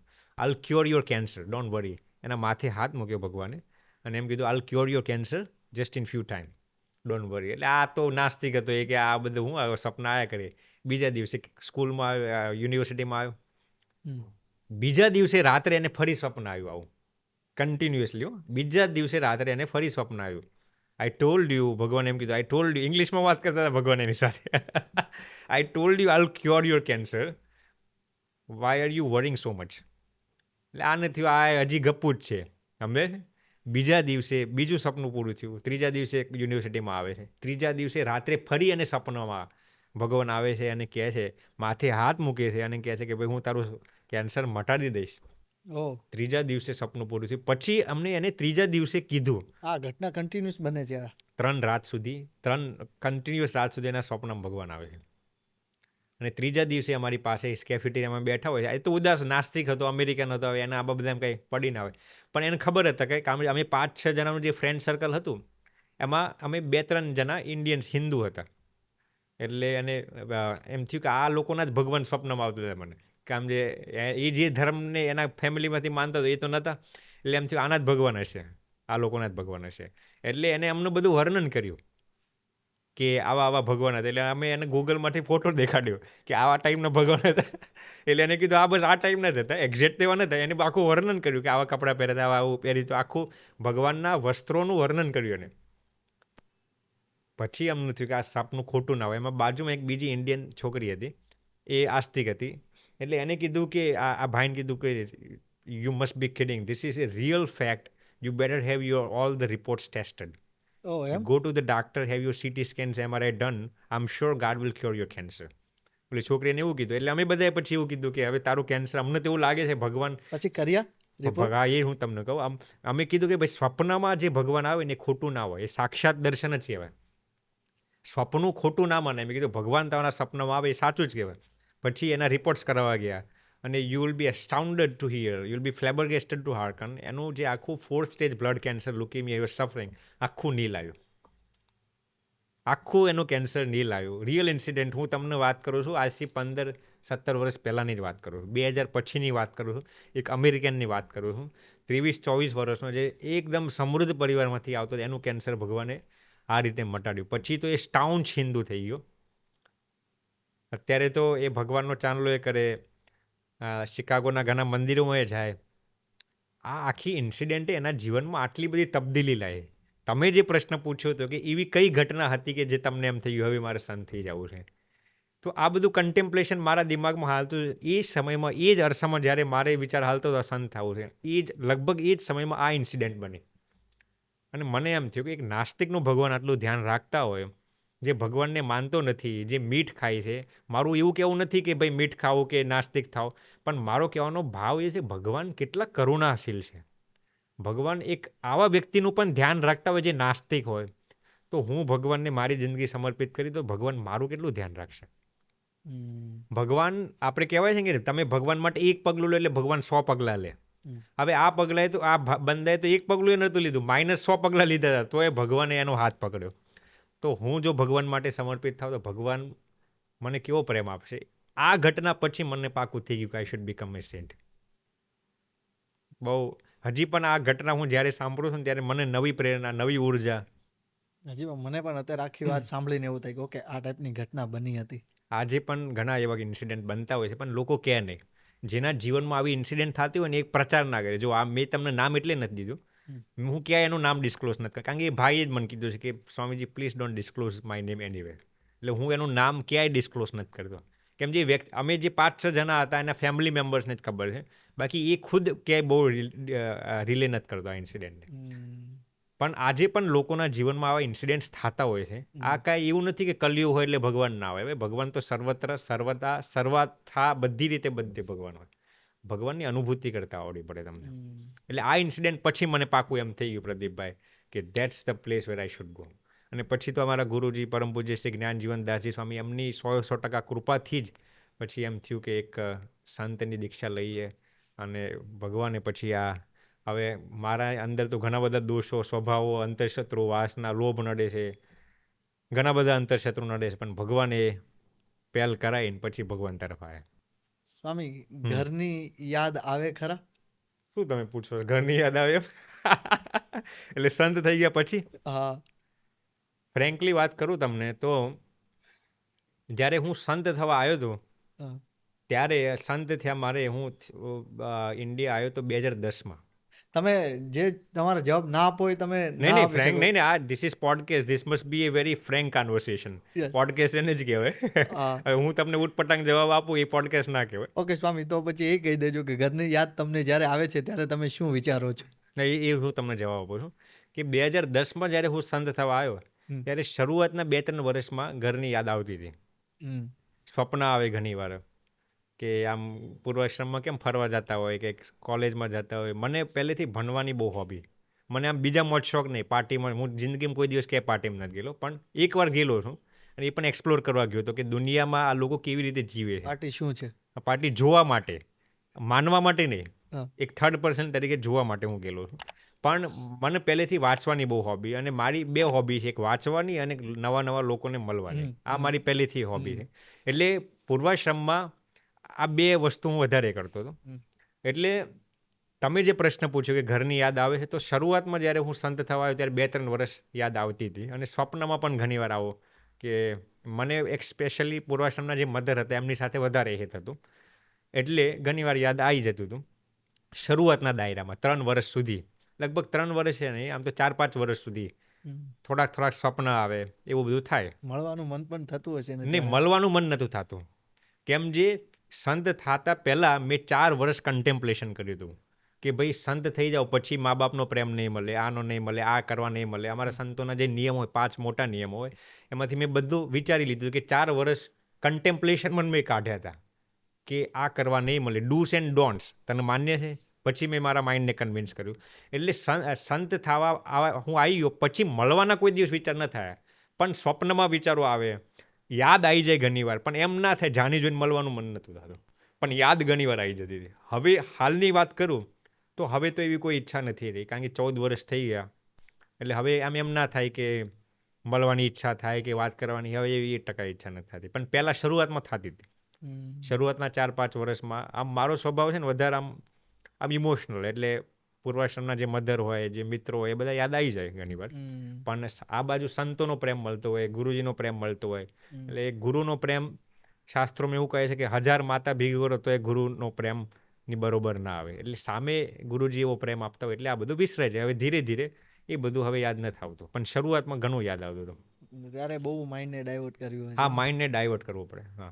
હા, એ મેન વાંચન ને એ બધું તમને કામ લાગ્યું? નહીં, વાંચન નહીં. આમાં મેઇન વસ્તુ શું છે, એક ગ્લાસ પડ્યો હોય, માની લો કે આ ગ્લાસ પડ્યો છે દાખલા તરીકે, રાઈટ? આ ગ્લાસને તમારે, આ ગ્લાસની અંદર એર ભરેલી છે. હવે એરને કાઢવી હોય તો એનો ઉપાય શું? ફૂંક મારવાથી તો કાંઈ એર નીકળે નહીં, તમારે અંદર લિક્વિડ નાખવો પડે. પાણી નાખો, કોફી નાખો, ચા નાખો, જે નાખો, તરતલી એર બહાર નીકળી જાય. એમ તમારે જો પૂર્વના સંસ્કારો જો બહાર કાઢવા હોય તો એનો મેઇન ઓપ્શન શું? અંદર કંઈક પોઝિટિવિટી નાખવી પડે. સામે સંતોનો એવો પ્રેમ મળે, ગુરુજીનો પ્રેમ મળે, એટલે ધીરે ધીરે એ પછી નીકળી જાય. હાલમાં પણ તમે ડેઈલીનું કેટલું વાંચન કરો? રોજે કેટલી કલાક? છેલ્લા 6 મહિનાથી હું મારું રોજનું વાંચન લગભગ 5-6 કલાકનું હશે. હું માની લો કે અત્યારે આપને ત્યાં પોડકાસ્ટમાં આવતો હતો, એની પહેલાં પણ ગાડીમાં 1.5 કલાકનો રસ્તો હતો વાંચન. હવે અહીંયાથી હું જઈશ તો પણ વાંચન શરૂ હોય. મને વાંચવા, મેં કીધું ને, reading is one of my best hobbies. વાંચવાથી જ માણસની બ્રેઇન ખીલે. અને પછી મારે એ જ પૂછવું હતું કે વાંચન માણસને કેટલો મજબૂત બનાવે છે? અત્યંત મજબૂત હોય. તમે દુનિયાના કોઈ પણ સક્સેસફુલ માણસને જોઈ લો, કોઈ પણ ક્ષેત્રમાં, ધર્મ ક્ષેત્રમાં હોય, સાયન્સના કોઈ પણ ક્ષેત્રમાં, જેને વાંચવાનું અંગ નથી ને કોઈ દિવસ મહાન ના થઈ શકે. વાંચતો માણસ જ જાગ્રત રહી શકે, એને જ નવા વિચારો આવે ને એ જ દુનિયામાં કંઈક ક્રાંતિ કરી શકે કોઈ પણ ક્ષેત્રમાં. પછી ઇલોન મસ્ક હોય તો પણ હાલે, બિલ ગેટ્સ હોય તો પણ જુઓ, તમે સાયન્ટિસ્ટ જુઓ, આલ્બર્ટ આઇન્સ્ટાઈન, કોઈ આધ્યાત્મિક ગુરુ જોઈ લો, ડાક્ટર્સ, એન્જિનિયર્સ જોઈ લો, વાંચનથી જ માણસની બુદ્ધિ ખીલે. મને પહેલાં નહોતું સમજાતું. બિફોર મને છે ને વાંચવાનો પહેલાં કંટાળો આવતો અમુક સમયે, પણ મને પછી સમજાયું કે વાંચવાથી જ. અને હું, મારું બેલેન્સ રીડિંગ છે. હું ઘણીવાર સ્પિરિચ્યુઅલ સ્ક્રિપ્ચર્સ એટલા વાંચું. સંસ્કૃતના શ્લોક મને વાંચવા બહુ ગમે, અને ન્યુરોલોજીકલ રિસર્ચ, આ બંને વાંચવાની મારી હોબી છે. બીજું આમ ફિક્શન સ્ટોરીઝમાં બધે મને રસ નથી. કોણ શું ખાય છે ને શું કરે છે એ બધું કંઈ. તો સ્વામી, તમે કોઈક એક ટિપ્સ આપો, 2-3 કોઈ પણ આપી શકો, કે કેવું વાંચવું જોઈએ લોકોને? કેવું વાંચવું જોઈએ? જો, પહેલી વાત તો એ કે શાસ્ત્રો વાંચવા જોઈએ. કોઈ પણ, તમે શ્રીમદ ભગવદ્ ગીતા વાંચો, શ્રીમદ ભાગવત મહાપુરાણ વાંચો, રામાયણ વાંચો, મહાભારત વાંચો, શિક્ષાપત્રી વાંચો, વચનામૃત, કોઈ પણ આધ્યાત્મિક એક ગ્રંથનું વાંચન હોવું જોઈએ. કેમ, જે આધ્યાત્મિક ગ્રંથની અંદર ખાલી ડૂસ એન્ડ ડોન્ટ્સ આવે છે એવું નથી. આધ્યાત્મિક ગ્રંથનું ખાલી તમે વાંચન કરો ને તો જ તમારી ઓરા પાવરફુલ થઈ જાય. આધ્યાત્મિક ગ્રંથના કોઈ પણ તમે ખાલી, હું તમને એક્ઝામ્પલ આપું પ્રદીપ, અહીંયા શ્રીમદ ભગવદ્ ગીતા ગ્રંથ મૂક્યું હોય ને તમે તો એ તમારી ઓરા એટલી પાવરફુલ થઈ જાય. એમાં તમે હાથમાં પકડો તો એ તમારી ઓરા પાવરફુલ. એમાં તમે વાંચો અને અમલ કરવાનો ટ્રાય કરો, તમે નેક્સ્ટ લેવલ ઉપર આવી જાઓ. દુનિયામાં કોઈ પણ માણસને સફળ થવું હોય ને તો હું એવું માનું છું, એક પણ આધ્યાત્મિક ગ્રંથ, શાસ્ત્રનું જ્ઞાન તો હોવું જ જોઈએ. ઉપનિષદ હોય, વેદાસ હોય, કે કોઈ પણ, શ્રીમદ ભગવદ્ ગીતા જે હોય, એટલે આ પહેલો કે એક તમે સ્પિરિચ્યુઅલ સ્ક્રિપ્ચર કોઈ પણ વાંચો. બીજું, તમે છે ને સક્સેસફુલ અને અનસક્સેસફુલ બંને પ્રકારના લોકોની પર્સનાલિટી વાંચો. પર્સનાલિટી, ઓટોબાયોગ્રાફી વાંચો. અને હું નથી કહેતો ખાલી સક્સેસફુલ લોકોની વાંચો, અનસક્સેસફુલ લોકોની પણ વાંચો. એમાંથી પણ તમને ઘણી પ્રેરણા મળશે, ઘણી પ્રેરણા મળશે. શું કરવું અને શું શું નહીં ન કરવું. કરવું. અનસક્સેસફુલ લોકો જે શીખ્યા હોય ને, એનો જે અનુભવ હોય ને, એ પણ બહુ જરૂરી છે. અને ત્રીજી વસ્તુ હું કહું, પુસ્તકોની સાથે સાથે માણસને વાંચતા શીખો. ઓબ્ઝર્વેશન. ઓબ્ઝર્વેશન, તમારું ઓબ્ઝર્વેશન સતત શરૂ હોવું જોઈએ. માણસને વાંચતા જે ઓબ્ઝર્વેશન પણ એક વાંચનનો પ્રકાર મોટો ભાગ છે. વાહ. પુસ્તકની સાથે સાથે હું મારું માર્કિંગ સતત શરૂ હોય. આ માણસનું બિહેવિયર કેવું છે, આ માણસ સાથે કેટલો સંબંધ રખાય, કેટલું ઇન્ટરેક્શન કરાય, એની સાથે શું શીખવા જેવું છે, શું નથી શીખવા જેવું. ઓબ્ઝર્વેશન જેનું પાવરફુલ હોય ને, એ માણસ કોઈ દિવસ ક્યાંય અટકે નહીં. એટલે હંમેશા વ્યક્તિને વાંચવાનું અંગ પણ હોવું જોઈએ પુસ્તકની સાથે સાથે. આ હું ટિપ્સ આપીશ. વાહ સ્વામી, આની સાથે જ મારે એક સવાલ એ ઇન્ક્લુડ કરવો હતો. હમણાં આમ જોવા જઈએ તો ઘણી બધી જગ્યાએ ન્યૂઝપેપરમાં આપણે જોઈએ, સોશિયલ મીડિયા ન્યૂઝ જોઈએ, કોઈ પણ જગ્યાએ છે ને સુસાઇડના કેસ પણ વધતા હોય ને એવું લાગી રહ્યું છે. રાઈટ. તો સ્વામી, મેન સુસાઇડના પાછળ કારણ શું કે લોકો લાસ્ટ ઓપ્શન સુસાઇડ ઓપ્શન વિચારી લે છે? Very interesting question. જુઓ, હું તમને કહું પ્રદીપભાઈ, આજકાલ સુસાઇડના કેસ તમે વાંચો ને તો ઘણા લોકો એવું કહેતા હોય કે ભાઈ પેરેન્ટલ પ્રેશરના કારણે માણસે સુસાઇડ કર્યું, ઘણા ડિપ્રેશનમાં હતા એટલે સુસાઇડ કર્યું, ઘણા લોકો એવું કહે કે ફાઇનાન્શિયલ કન્ડિશન હતી એટલે. બધા કારણ સાચા છે, પણ એનું પણ એક મૂળ છે, એનું પણ એક ઓરિજિન હોય. પેરેન્ટલ પ્રેશર આવ્યું ક્યાંથી, ડિપ્રેશન આવ્યું ક્યાંથી, ફાઇનાન્શિયલ ક્રાઇસિસ આવ્યું ક્યાંથી? પહેલું મેઇન કારણ હું તમને કહું સુસાઇડનું, ઈગો. શું? ઈગો, આપણો અહંકાર. કદાચ આ વાત બધાને નહીં ગમે, પણ હું તમને કહું, જેટલા સુસાઇડ કરતા હોય છે ને બધા લોકોની અંદર મેન્ટાલિટી શું હોય છે કે મારી પરિસ્થિતિ આ દુનિયામાં કોઈ નહીં સમજી શકે. 100%. મારું જે દુઃખ છે એ બધાથી મોટું છે. મને કોઈ નથી સમજતું. હા, એના માઇન્ડમાં શું હોય છે, એ એમ સમજે છે મારો પ્રોબ્લેમ દુનિયામાં સૌથી મોટો પ્રોબ્લેમ છે. મારું જે દુઃખ છે એ સૌથી મોટું દુઃખ છે. મારો જે પ્રોબ્લેમ છે સૌથી યુનિક દુઃખ છે. એનો આ દુનિયામાં કોઈની પાસે કોઈ સમાધાન જ નથી. એ એમ સમજે છે કે મારા દુઃખને મારા સિવાય કોઈ નહીં સમજી શકે, એટલે એ વ્યક્તિ સુસાઇડ કરે છે. આ મેઇન કારણ ઈગો. હું તમને એક રિયલ એક્ઝામ્પલ આપું. મુંબઈમાં હમણાં થોડા દિવસ પહેલાં જ હું વાંચતો હતો, એક છોકરો હતો લગભગ 30 વર્ષનો. એને હેડેક્સનો પ્રોબ્લેમ રહેતો હતો. થોડોક સાયકોલોજીકલ મેન્ટલ પ્રોબ્લેમ હતો એને, પણ હેડેક્સનો એટલો બધો પ્રોબ્લેમ નહોતો, થોડો ઘણો જ હતો. આમ બધી સાથે ઇન્ટરેક્શન બધું વ્યવસ્થિત કરી શકે. હેડેક્સનો પ્રોબ્લેમ હતો. એ ડૉક્ટર પાસે દેખાડવા ગયા, એના ફેમિલી મેમ્બર્સ. ડૉક્ટરે કીધું ભાઈ બધા રિપોર્ટ્સ કર્યા, સીટી, MRI, માઇગ્રેનનો એ પ્રોબ્લેમ નહોતો. ડૉક્ટરે કીધું ભાઈ હવે you have to live with it. માથું દુખી છે, હવે આનું કોઈ સાયકોલોજીકલ કે કોઈ મેડિકલ કારણ નથી મળતું. હવે ભાઈ you have to live with headaches. હવે એના પરિવારમાં, સ્કૂલમાં બધા એમ કે અરે તને માનસિક છે. શું બધા કે તને માનસિક છે, મનમાંથી કાઢી નાખ. હવે હેડેક્સનો જ પ્રોબ્લેમ હતો. એ વ્યક્તિ એક દિવસ સાંજે સુસાઇડ કરીને મરી જાય છે. સુસાઇડલ નોટમાં એમ લખે છે કે મારું જે હેડેકનો પ્રોબ્લેમ હતો એ મને એવું લાગે કે કોઈ સમજી જ નથી શકતા.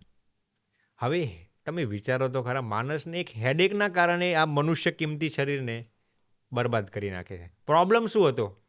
સામાન્ય હેડેકનો પ્રોબ્લેમ રહેતો હતો એને, એના કારણે સુસાઇડ કરીને મરી જાય છે.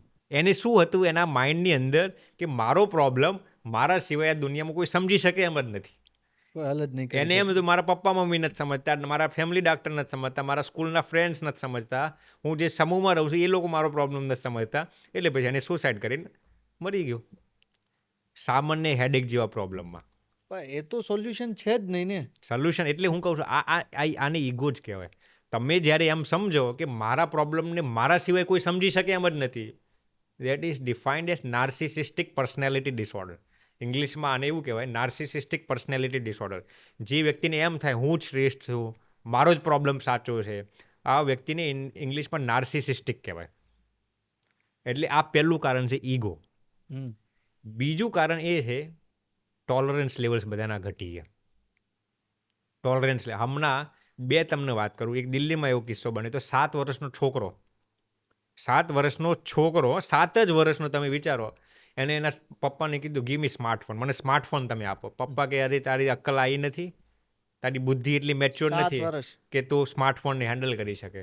છોકરાને ખોટું લાગી ગયું, બીજા દિવસ સવારે આત્મહત્યા કરીને મરી ગયો. ઓહો. હવે સ્માર્ટફોન માટે તમે વિચારો તો ખરા, આત્મહત્યા માણસ કરે છે. શું કામ? ટોલરન્સ લેવલ્સ ઘટી ગયું. એવો ને એવો બીજો છોકરો દિલ્હીની જ વાત કરું, હમણાં થોડા દિવસ હમણાંના તાજેતરના જ કિસ્સાઓ હું તમને જણાવું છું. બીજા છોકરાને કંઈક સ્કૂલમાં સારો રેન્ક નહોતો આવ્યો, એટલે એના મમ્મી અને પપ્પાએ એને ગસકાયો કે ભાઈ આખો દિવસ તું રમ કરે છે, વિડીયો ગેમ્સ રમે છે, થોડુંક ભણવામાં ધ્યાન દે ને. શું આટલું જ કીધું એને.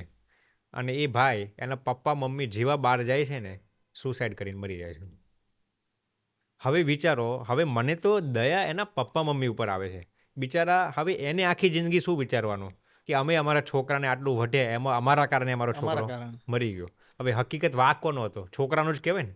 એના મા બાપે કાંઈ એને પ્રેશર નહોતું નાખ્યું, ખાલી એટલું કીધું બેટા ભણવામાં તો ધ્યાન આપ. એમાં આજકાલની પેઢી તો તમે જુઓ, આમ કેટલું ટોલરન્સ લેવલ્સ નીચું થઈ ગયું. આપણે શરૂઆતમાં વાત થઈ ને 4.5 ટોલરન્સ લેવલ્સ થઈ ગયું છે. તો સ્વામી એમાં એવું ન થઈ શકે કે અત્યારે એ પેરેન્ટ્સ અને જેટલા છોકરાઓ છે એમની વચ્ચે ગેપ પડી ગયો છે એવું લાગે છે? ઘણું ગેપ થઈ ગયું છે, ઘણી ગેપ થઈ ગઈ છે. વાત સાચી છે તમારી. કે એના કારણે પણ કે જનરેશન ગેપ જેને આપણે કહીએ, જનરેશન ગેપ કહી શકાય, કે કાં તો એક ખુલ્લીને વાત નથી કરી શકતા. વાત સાચી છે, એ પણ મોટું કારણ છે. કાં તો ખુલ્લીને વાત સાંભળવા નથી માંગતા. એવું થઈ હા, શકે. This is true, absolutely true. I concur, એ વાત સાચી છે. બીજું કારણ તમને પ્રદીપભાઈ કહું, confidence levels are dwindling day by day. Confidence levels ઘટે છે. બીજા એક ભાઈ, હું જેનું ઓળખું એની જ હું વાત કરું છું, એને 30 લાખનું દેવું થઈ ગયું હતું. કેટલા?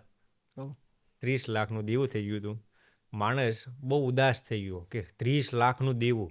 આ માણસને એવું લાગ્યું કે મારું દુઃખ હવે સોલ્વ થાય એમ જ નથી. હવે 30 લાખ એટલે હાલો મોટો આંકડો કહેવાય, પણ એ કાંઈ એટલું મોટું તો રીઝન નથી કે એના માટે તમે સુસાઇડ કમિટ કરો. કરોડ રૂપિયાનું અસ્તિત્વ થોડું. કરોડો રૂપિયાનું અસ્તિત્વ. હું એવા ભાઈઓને ઓળખું છું કે જેને 30 લાખનું નહીં, 3 કરોડનું નહીં, 10 કરોડનું નહીં, 30 કરોડનું નહીં, 300 કરોડના દેવાવાળા માણસોને હું પર્સનલી ઓળખું છું જે દેવામાંથી બહાર નીકળી ગયા છે.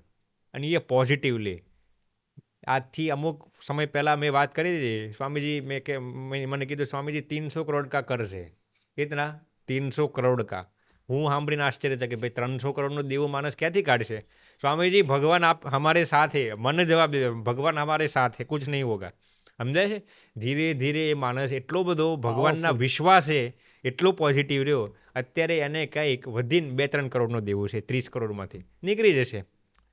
300 કરોડના દેવામાંથી માણસ બહાર નીકળી શકતા હોય પોઝિટિવ રહીને, ભગવાનનો વિશ્વાસ રાખીને, તો આ બંદાને 30 લાખનું દેવું હતું, મરી ગયો માણસ. શું કામ? એને એમ હતું કે મારું દેવું હવે આ દુનિયામાં સોલ્વ થાય એમ જ નથી. એટલે તમને એક રિયલ વાત કહું, જેટલા લોકો આ દુનિયામાં, જેટલા લોકોએ સુસાઇડ પહેલાં કર્યું હતું, હાલમાં કરે છે અને ભવિષ્યમાં કરશે ને, એક પણ વ્યક્તિનું સુસાઇડ કરવાનું કારણ યોગ્ય નથી. એનું કારણ છે આ મનુષ્ય શરીરની આગળ તમારા ગમે તેટલા દુઃખ હોય ને કાંઈ ના કહેવાય. આ શરીર જ એટલું કિંમતી છે. આ શરીર જ એટલું કિંમતી છે. ચોથું કારણ હું તમને કહું, હવે આ સાંભળીને તમને બહુ આશ્ચર્ય લાગશે, ઓવર પોઝિટિવિટી. ઓવર પોઝિટિવિટીના કારણે લોકો સુસાઇડ કરે છે. તમને વાત કરું, આજકાલ પોઝિટિવ થિંકિંગની એક મોટી ટ્રેન્ડ ચાલે છે. દુનિયાભરના ઇન્ફ્લુએન્શિયલ સ્પીકર્સ આજે પોઝિટિવ થિંકિંગ, પોઝિટિવ સોચો ઉપર વાત કરે છે કે નહીં? પણ લોકો, હું સમજુ છું પોઝિટિવ થિંકિંગ બહુ જરૂરી છે, પણ એ જ પોઝિટિવ થિંકિંગ જ્યારે એની સીમાનું ઉલ્લંઘન કરીને ઓવર પોઝિટિવ થિંકિંગ થઈ જાય, અને જે ઓવર પોઝિટિવ થિંકિંગ નુકસાન કરે એની વાતો કોઈ વાત કરતા નથી. જેટલું નેગેટિવ થિંકિંગ ખતરનાક છે ને, એના કરતાં પણ ખતરનાક ઓવર પોઝિટિવ થિંકિંગ છે. પોઝિટિવ થિંકિંગની, ઓવર પોઝિટિવ થિંકિંગની હું વાત કરું. પોઝિટિવ થિંકિંગ અને ઓવર પોઝિટિવ થિંકિંગ વચ્ચે ફરક શું છે હું તમને કહું. પોઝિટિવ થિંકિંગ છે ને તમને રિયલિસ્ટિક સોચવાનો વિચાર કરે, તમને રિયલિસ્ટિક ગોલ્સ આપે. ઓવર પોઝિટિવ થિંકિંગ શું કરે ખબર છે તમને? અનરિયલિસ્ટિક ગોલ્સ માટે અંધાધૂંધ પ્રેરિત કરી દે તમને. પોઝિટિવ થિંકિંગ કેવી વસ્તુ છે કહું તમને? તમે કાંઈ ગોલ રાખ્યો તો એમાં શું એ ગોલને પ્રાપ્ત કરવા કેટલી મહેનત કરવી પડશે, શું ધ્યાન રાખવું પડશે, આ ગોલ પ્રાપ્ત કરવામાં શું નુકસાન થઈ શકે, શું ફાયદો થઈ શકે, બધું તમને પોઝિટિવ થિંકિંગ શીખવાડે. ઓવર પોઝિટિવ થિંકિંગ શું કરે ખબર છે તમને? તમને આ ગોલને પ્રાપ્ત કરવામાં કેટલી મહેનત કરવી પડશે કાંઈ ના શીખવાડે. શું નુકસાન થાય એમ છે કાંઈ ના શીખવાડે. અંધાધૂંધ છૂટી પડો. જેટલા પણ પોઝિટિવ અચીવ કરો બધા આરામ મરી જાય છે. પોઝિટિવ થિંકિંગ છે ને તમને આનંદમાં રાખે. ઓવર પોઝિટિવ થિંકિંગ છે ને તમને વહેમમાં રાખે. આ દુનિયામાં તમે જોજો જેટલા પણ લોકો ઓવર પોઝિટિવ થિંકિંગ કરે છે ને એ પોતે તો ડિપ્રેશનમાં હોય છે, પણ એની ઈર્દ ગિર્દમાં જેટલા લોકો હોય ને એને ડિપ્રેશનમાં નાખી દે, એના ઉપરીને ડિપ્રેશનમાં નાખી દે, એના નીચલા લોકોને ડિપ્રેશનમાં. આમાં કેવું છે, એક એક્ઝામ્પલ આપો. કોઈ એક સમૂહ હોય, કોઈ એક કંપની હોય, કોઈ એક ઇન્સ્ટિટ્યુશન હોય, એમાં આ જેટલા ઓવર પોઝિટિવ થિંકિંગના મૂર્ખા હોય ને શું કરે, એના ઉપરી જે હોય ને એને કમિટમેન્ટ આપી દે આટલા સમયમાં આ કામ થઈ જશે. હવે એને એના ઉપરીને શું કામ કમિટમેન્ટ આપ્યું? એને એના ઉપરી સામે સારું દેખવું હતું કે આ કામ હું આટલા સમયમાં ગમે તે રીતે કરી દઈશ. હવે નીચલાવાળા લોકો એને એમ કે અરે બંદા, તે તારા બોસને આ કમિટમેન્ટ આપી દીધું છે, પણ કામ અમારે કરવાનું છે ભાઈ, અમને વિશ્વાસ છે આ સમયમાં આટલી ડેડલાઇન પૂરી ના થાય. તારી જાતને સારી દેખાડવા માટે એટલે ઓલો ઓવર પોઝિટિવ થિંકિંગ વાળો મૂર્ખો હું કે મારે કાંઈ નથી સાંભળવું, આટલા સમયમાં આ કામ પૂરું જોઈએ મારે. શું કામ? એને તો સારી ઇમ્પ્રેશન બનાવી છે પોતાના બોસ આગે. પછી પ્રોબ્લેમ શું થાય, જે દિવસે એ મૂર્ખાનું કામ પૂરું ના થાય ને, એટલે આ ઓવર પોઝિટિવ થિંકિંગ વાળો મૂર્ખો પોતે તો ડિપ્રેશનમાં જતો રહે.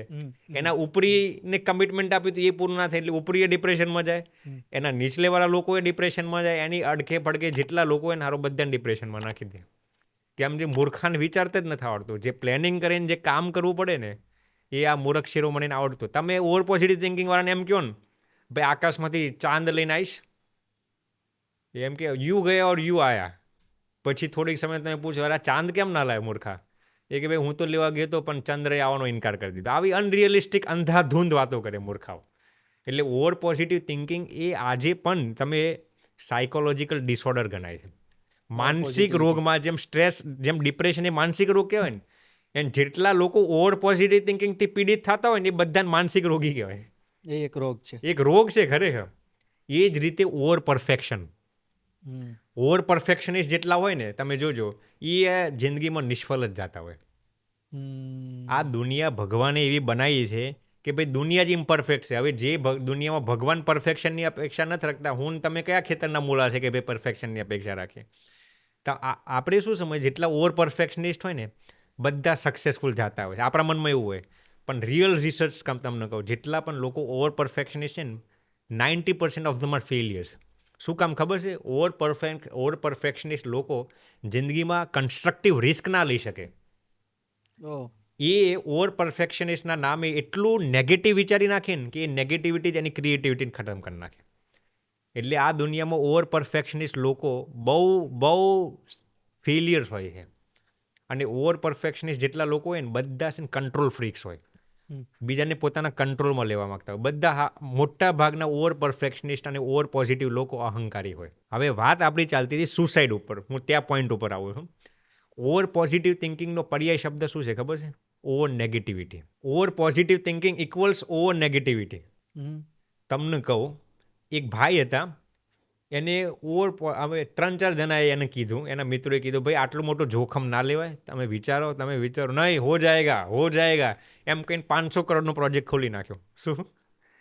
500 કરોડનો પ્રોજેક્ટ ખોલી નાખ્યો ઓવર પોઝિટિવ થિંકિંગમાં જ. બધાએ કીધું અરે આ મૂર્ખ હારા, એટલું તો વિચાર, આના કોન્સિક્વન્સીસ શું આવશે, ફાયદા નુકસાન શું થશે? આ મૂર્ખાને એટલી અક્કલ જ ના હાલે. 500 કરોડનો પ્રોજેક્ટ ઉપાડી મેળ્યો ઓવર પોઝિટિવ થિંકિંગમાં, અને દેવું થયું 1000 કરોડનું દેવું થઈ ગયું. હવે તમે વિચારો, જ્યારે ઓવર પોઝિટિવ થિંકિંગની જરૂર નથી ને ત્યારે એને ઓવર પોઝિટિવ થિંકિંગ કર્યું. હવે જ્યારે ધંધામાં નુકસાન થયું, 1000 કરોડનું નુકસાન થયું, હવે માણસ એટલો ડિપ્રેશનમાં વહી ગયો. હવે બધા એમ કે અલ્યા ભાઈ હવે મૂર્ખા ઓવર પોઝિટિવ થિંકિંગ નહીં રાખે, ચાલે હવે કમસે કમ પોઝિટિવ થિંકિંગ તો રાખે, 1000 કરોડમાંથી ભગવાન બહાર કાઢશે. 100% નહીં, 50% તો રાખ. જેટલો ઓવર પોઝિટિવ હતો ને એટલો જ ઓવર નેગેટિવ થઈ ગયો માણસ. જ્યારે દેવું થયું ત્યારે બધા એમ કે હવે તો ભાઈ પોઝિટિવ થાય, થોડુંક તો પોઝિટિવ થાય. કેમ? જે ઓવર પોઝિટિવ થિંકિંગનું પરિણામ જ આવે તમને ઓવર નેગેટિવિટી આપી દે, અને એ માણસ પણ સુસાઇડ કરીને મરી ગયો. આ 4 કારણ થયા: over positive thinking, ego, over expectations થઈ ગયા તમારા, સમજાય છે, લો કોન્ફિડન્સ લેવલ્સ થઈ ગયા તમારા, લો ટોલરન્સ લેવલ્સ, અને છેલ્લું કારણ છે આસક્તિ. એટલે અટેચમેન્ટ. પુરુષને સ્ત્રીમાં અટેચમેન્ટ થઈ ગયું, સ્ત્રીને પુરુષમાં અટેચમેન્ટ થઈ ગયું, એકબીજા વગર રહી ના શકે. જ્યારે બ્રેકઅપ થાય ત્યારે સુસાઇડ કરી નાખે.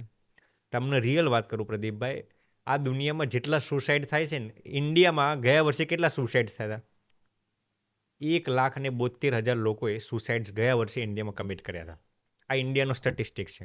1,72,000. એમાંથી મોટા ભાગના કેટલા પુરુષો હતા. આ દુનિયામાં જેટલા લોકો સુસાઇડ કમિટ કરે છે ને, એમાંથી 75% લોકો પુરુષો હોય છે, 25% લોકો મહિલાઓ હોય છે. હવે તમને કહું, 75% જે પુરુષો આત્મહત્યા કરે છે ને, એમાં મોટા ભાગનું કારણ ઈગો હોય છે. અને જેટલી મહિલાઓ આત્મહત્યા કરે છે, એમાં મહિલાઓનું મોટા ભાગનું કારણ આસક્તિ હોય છે. સમજવા જેવી વાત છે. પુરુષની અંદર the reasons men commit suicide, men કારણ is ego. The reason females commit suicide, men કારણ અટેચમેન્ટ. હવે હું એમ નથી કહેતો બધા પુરુષો આત્મહત્યા કરે છે એનું કારણ ઈગો જ છે, કે બધા ફિમેલ્સ જે આત્મહત્યા કરે છે એનું કારણ અટેચમેન્ટ જ છે. આ મોટા ભાગની વાત કરું. નહીંતર આજકાલ લોકો આટલી ક્લિપ વાયરલ કરીને સોશિયલ મીડિયામાં નાખી દે, ભાઈ આ સ્વામીજી આવું કહેતા હતા. હું એમ નથી કહેતો બધા આવા હોય છે. મોટા ભાગના પુરુષોનું સુસાઇડનું કારણ ઈગો હોય છે. મોટા ભાગના ફિમેલ્સનું સુસાઇડનું કારણ અટેચમેન્ટ. એને એમ થાય કે અહીંયાથી મને ધોકો થાય છે. એટલા માટે ભગવાન સ્વામિનારાયણે પણ શિક્ષાપત્રીના 14મા શ્લોકમાં લખ્યું છે કે આત્મઘાતસ્તુ ક્યારે પણ ના કરો. આત્મઘાત ક્યારે પણ ના કરો. ભગવાન સ્વામિનારાયણે શિક્ષાપત્રીના 14મા શ્લોકમાં વાત કરી છે. શું કામ? આ કારણથી લખ્યું છે. હવે હું તમને કહું કે આત્મહત્યા જે કરવા માંગતો હોય ને, એના માટે બેસ્ટ ઉપાય શું ખબર છે? જિંદગીમાં 2-3 એવા મિત્ર તમે રાખો. પણ મોટા ભાગના જેટલા લોકો સુસાઇડ કરે છે ને, એ ગુજરાતીમાં એક શબ્દ કહીએ ને, મીંઢા હોય છે. મીંઢા એટલે ખ્યાલ આવ્યો તમને? પોતાની અંદર જે ફિલિંગ્સ હોય ને, એ ઇઝીલી કમ્યુનિકેટ ના કરી શકે. એના પ્રશ્નનો જવાબ એ જ પછી બહેનો, મહિલાઓને આત્મહત્યા, હાર્ટ એટેક શું કામ ઓછા આવે છે? અંદર જે હોય બહાર કાઢી નાખે છે. પુરુષો જલ્દી બહાર નથી કાઢે. પુરુષ શું સમજે છે ખબર છે? હું ઇમોશનલ થઈશ ને તો એ મારા પુરુષત્વને કલંક લાગશે. શું? પુરુષ એવું સમજે છે કે હું ઇમોશનલ થઈશ ને તો એ મારા પુરુષત્વને કલંક લાગશે. એટલે મહિલાઓને ઓછા સુસાઇડ રેટ, ઓછા હાર્ટ એટેક્સ હોય છે. અને હવે છેલ્લી વાત હું કરું આ સુસાઇડ્સમાં, કે કોઈક માણસ સુસાઇડ કરવા માગતો હોય તો એમાં આપણે શું મદદ કરી શકીએ? તમને આશ્ચર્ય થશે પ્રદીપભાઈ, જેટલા લોકો સુસાઇડ કરે છે ને, રિસર્ચ એવું કહે છે એમાંથી 93% લોકો, 93% લોકો તમને કાંઈક ને કાંઈક સંકેત આપતા જાય છે. આપણે એવું સમજીએ, ઘણા લોકો શું વાત કરે ખબર છે? આત્મહત્યા કરીને મરી ગયા, અમને કાંઈ ખબર નથી. પરિવારના લોકો કે જે જ્યાં ત્યાં રહેતા હોય, લોકો એમ કે એના પરિચિત લોકો, અમને કાંઈ ખબર નથી, આત્મહત્યા કરીને મરી ગયા. રોંગ વાત છે. 93% લોકો કાંઈક ને કાંઈક સંકેત આપતા જાય છે. પણ આપણે શું કરીએ છીએ? કાં તો એ વ્યક્તિને ઇગ્નોર કરીએ છીએ, કાં તો એ વ્યક્તિની ભાવનાઓને ઇગ્નોર કરી નાખીએ છીએ, કાં તો એનો જે પ્રોબ્લેમ હોય ને એને આપણે એમ કહીએ, ભાઈ આવા હું પ્રોબ્લેમ લઈને આવે છે. કાં તો એના પ્રોબ્લેમનું ખંડન કરી નાખીએ છીએ, કાં તો એ વ્યક્તિનું ખંડન કરીએ છીએ, કાં તો એ વ્યક્તિને તિરસ્કાર કરીએ છીએ, કાં તો એ વ્યક્તિની મજાક ઉડાડીએ છીએ. એને કે એની પ્રોબ્લેમને આપણે એક સંપૂર્ણપણે ઇગ્નોર કરીએ છીએ. ભલે એનો, હું તમને કહું, ભલે એનો પ્રોબ્લેમ ખોટો હોય, પણ જેને સુસાઇડના વિચારો આવતા હોય ને, એને એવી ફિલિંગ ના કરાવાય કે આ તમારો પ્રોબ્લેમ ખોટો છે. આપણે શરૂઆતમાં પણ વાત થઈ, સુસાઇડ માણસ ક્યારે કરે છે? જ્યારે એને એવું લાગે છે કે મારા સિવાય મારી પરિસ્થિતિને આ દુનિયામાં કોઈ નહીં સમજી શકે. અને 93% લોકો આવો સંકેત આપતા જાય છે. એને કાંઈક તો સંકેત આપ્યો હોય સુસાઇડની પહેલા. પ્રોબ્લેમને રાઈને પહાડ બનાવી દે. But we need to learn, read between the lines. We are not reading between the lines. Problem ત્યાં થાય છે. એટલે આ મેઇન કારણ સુસાઇડનું છે. એટલે સંકેત એનું હોય જ છે. હોય જ છે. 93% લોકો સંકેત આપતા જાય છે. તો સ્વામી, ખુશ રહેવા માટે લાસ્ટ ક્વેશ્ચન હવે આવી રહ્યો છે કે ખુશ રહેવા માટે શું કરવું જોઈએ કોઈ પણ પરિસ્થિતિમાં? ખુશ રહેવા માટે શું કરવું જોઈએ? અલ્ટિમેટ ઉપાય તો એક જ છે, ભગવાનની શરણાગતિ. આપણે ખુશ રહેવું એ આપણને ખબર પડે છે કે લોકો પાસે શીખવું જોઈએ? આપણે સુખી થવું કે ના થવું એ લોકો પાસે શીખવાની જરૂર નથી, આપણા હાથની જ ચાવી છે. માણસ પોતે આનંદમાં રહેવું ના રહેવું એ એક્સટર્નલ ફેક્ટર્સ ઉપર આધાર નથી. માણસ આજકાલ દુઃખી હું કામ થાય છે? એમ સમજે છે કે આ લોકો મને દુઃખી સમજે છે. એની છાપ પોતાના હૃદયમાં સુધારવા માટે માણસ દુઃખી. હું તમને કહું, એક રિયલ એક્ઝામ્પલ કહું. માણસ તમારી કોકની પાસે કરોડો રૂપિયા હોય ને, હવે એના માટે જે ખરીદવું એ ખરીદી શકે, પણ એને જો એમ ખ્યાલ આવે ને કે આ લોકો મને ભિખારી સમજે છે, આ લોકો જો મને ભિખારી સમજે છે, તો એને કરોડો રૂપિયાનું એ સુખ નહીં આવે. શું કામ? એ એવી ફિલિંગ કરે, એનું સુખ એના આધારે છે, એને સુખનો રિમોટ કંટ્રોલ સામે લઈને દઈ દીધો છે. આને કેવું લાગે છે? બસ એને એવું લાગવું જોઈએ ભાઈ મારી પાસે કરોડો રૂપિયા છે, ભલે મારી પાસે હોય એની સાથે મને નિસ્બત નથી, એને એવું લાગવું જોઈએ હું કરોડોપતિ. લોકોને લાગે છે એને લાગે છે, એને શું લાગે છે એને નથી એને જ લાગતું. જોતું. એવી વસ્તુ છે. બીજું સ્વામી, અમુક એવા સવાલો જે નથી પૂછાતા પણ અમે તમને પૂછીએ જ છીએ, એવા ઘણા પ્રશ્નો પૂછ્યા કે આજના યંગ જનરેશનમાં પણ બ્રેકઅપ બહુ આવી ગયું છે, રિલેશનમાં બ્રેકઅપ, અને પછી કંઈ હેન્ડલ નથી થતું. તો જ્યારે આવી પરિસ્થિતિ આવે ત્યારે શું કરવું જોઈએ? તમે પ્રદીપભાઈ એક સાધુના પ્રશ્ન પૂછો. જો કે મારી કાંઈ જિંદગીમાં કોઈ ગર્લફ્રેન્ડ હતી નહીં, કોઈ બ્રેકઅપ થયું નથી, પણ અમારી પાસે એવા હજારો લોકો આવતા હોય છે એટલે કે જેને બ્રેકઅપ થયું હોય, બ્રેકઅપ બિચારાના ઘણા બધા પ્રોબ્લેમ, એના આધારે હું તમને આ જવાબ આપું છું. પહેલી વાત તો એ પ્રદીપભાઈ કે બ્રેકઅપ થવાનું કારણ શું છે? બ્રેકઅપ થવાના કારણો શું છે? એમાં તમે ઘણા બધા કારણો, હું અહીંયા તમને એક બે જ કારણો આપું છું કે લોકો આજે પ્રેમ શું કામ કરતા હોય છે. પહેલી વાત તો લોકોએ આજે પ્રેમ શબ્દને જ બગાડી નાખ્યો છે. પ્રેમ શબ્દ સંસ્કૃત શબ્દ છે, એટલો પવિત્ર શબ્દ છે. લોકો આજે પ્રેમ શું કામ કરે છે ખબર છે? સેક્સ માટે, ફિઝિકલ રિલેશન માટે.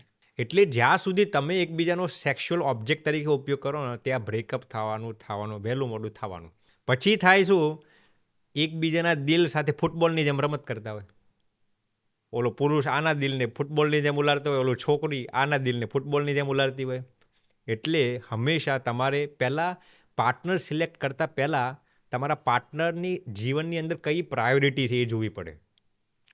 જો એની પ્રાયોરિટીમાં અહંકાર હોય અને સ્વાર્થ એટલે કે આસક્તિ હોય, તો એવા પાર્ટનરને સિલેક્ટ ના કરે.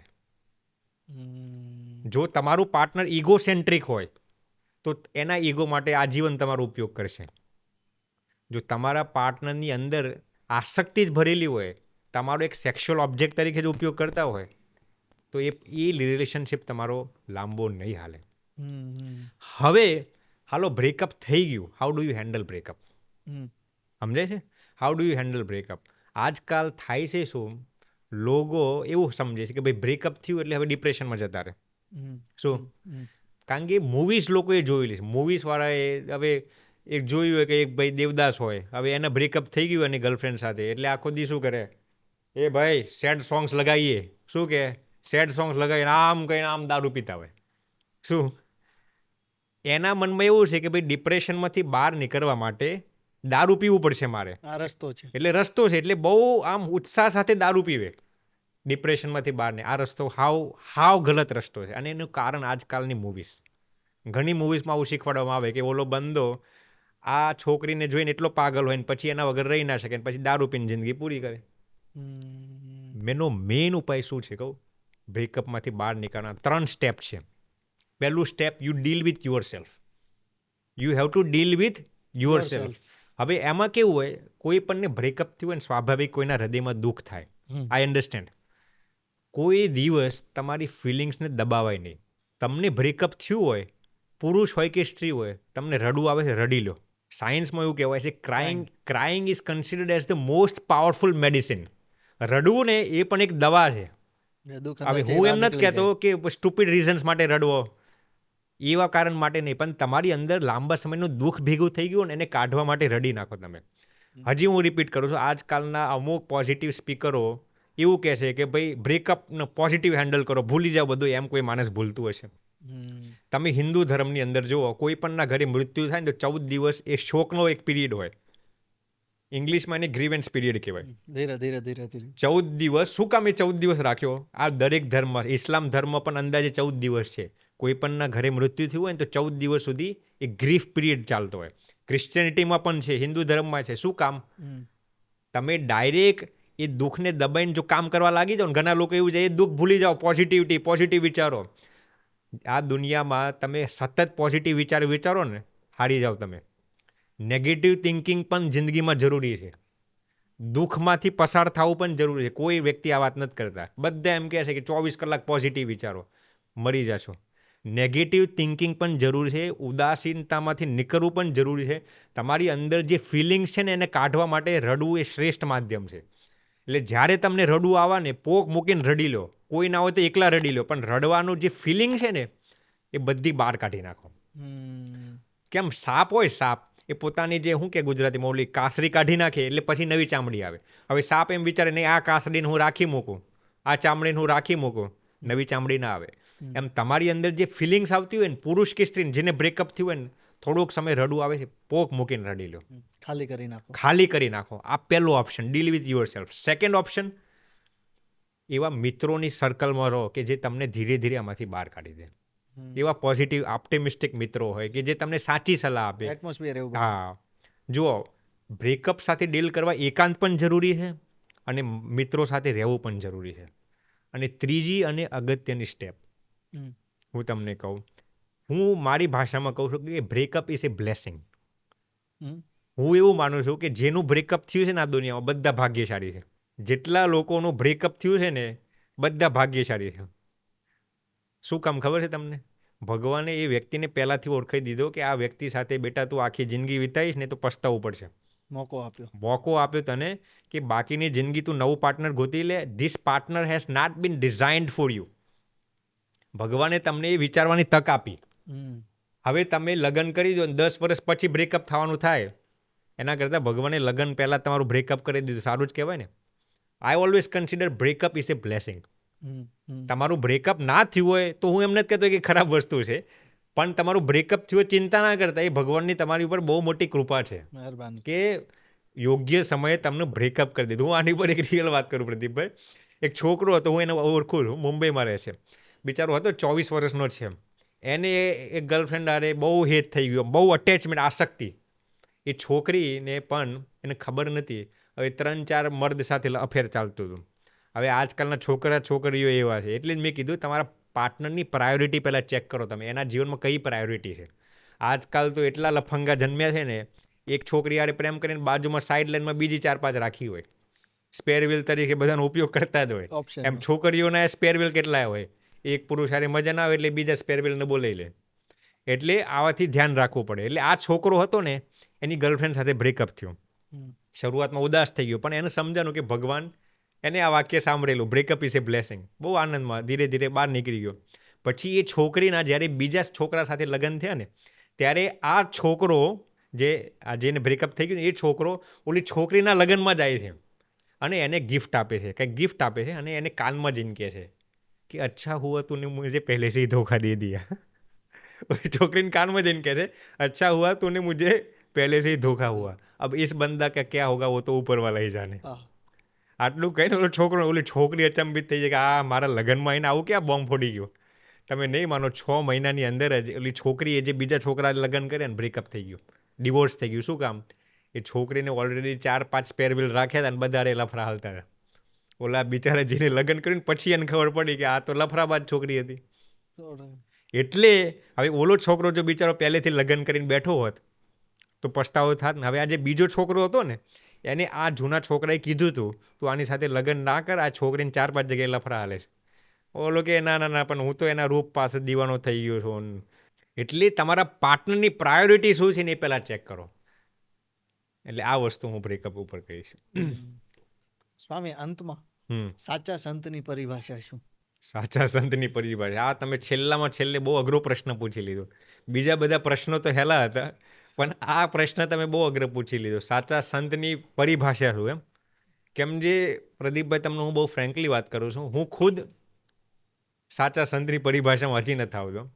કેમ જે મારી અંદર પણ ઘણા દોષો છે, ઘણા અંતઃશત્રુ છે, ઘણી વાસનાઓ છે, લોભ નડે છે, ક્રોધ નડે છે, માન નડે છે. હજી કોઈક વખાણ કરે તો ગમે છે, કોઈક અપમાન કરે તો નથી ગમતું, પોતાના મોઢે વખાણ થઈ જાય છે. અને મોટામાં મોટી વાત એ હજી ભગવાનનો સાક્ષાત્કાર થયો નથી. એટલે તમે જે પ્રશ્ન પૂછ્યો કે સાચા સંતની વ્યાખ્યા, એમાં હું ખુદ નથી આવતો, પણ તમે જે પ્રશ્ન પૂછ્યો એના આધારે હું તમને એક જવાબ આપું છું. 3 પ્રકારના સંત હોય. 3 પ્રકારના સંત હોય. પહેલા સંત એવા હોય કે જે ભગવાનને પ્રચારનો માધ્યમ બનાવીને ભરપેટ પોતાનો પ્રચાર કરતા હોય. શું? પ્રચાર ભગવાનનો જ કરતા હોય. તમે એની સામે જાઓ ભગવાનની જ વાતો કરતા હોય, પણ પ્રચાર કોનો કરતા હોય? પોતાનો. એ ભગવાનનો પ્રચાર એટલા માટે જ કરે છે કેમ જે પોતાનો પ્રચાર થાય છે. એ ભગવાનનો પ્રચાર એટલો જ કરશે જેટલો પોતાનો થાય. એ ભગવાનનો પ્રચાર ત્યાં સુધી જ કરશે જ્યાં સુધી એનો પોતાનો પ્રચાર થાય. આવા લોકો આવા લોકોને ઉલ્લુ બનાવે છે. આવા લોકો પૈસાના આધારે મોક્ષનો પણ સોદો કરે. માની લો કે તમે મારી પાસે આવ્યા, પ્રદીપભાઈ, તમે મને કહો સ્વામી ભગવાનના ધામમાં મારે કેવી રીતે છે, હું તમને કહું પ્રદીપભાઈ 1 કરોડનું ડોનેશન આપી દો મારી સંસ્થામાં, તમારો મોક્ષ પાકો. એટલે આવા જે મૂર્ખાઓ હોય ને, હવે એના ખુદનું જીવનનું ઠેકાણું ના હોય, એ ખુદ હવે સામાન્ય ગ્રહસ્થને પણ જેટલી પોતાની ઇન્દ્રિયો પર સંયમ હોય, હવે આ મહાપુરુષને એટલો પણ સંયમ ના હોય. રસ્તામાં જતા હોય, હર સ્ત્રીને જોઈને આકર્ષિત થઈ જતા હોય, હર સ્ત્રીને જોઈને આમ કામુકતાથી જોતા હોય, એ પોતે મરીને યમપુરીમાં જવાના હોય કે ભગવાનના ઘરે પોતાના ઠેકાણા ના હોય, તમારો મોક્ષ પાકો કરી નાખે. શું કામ?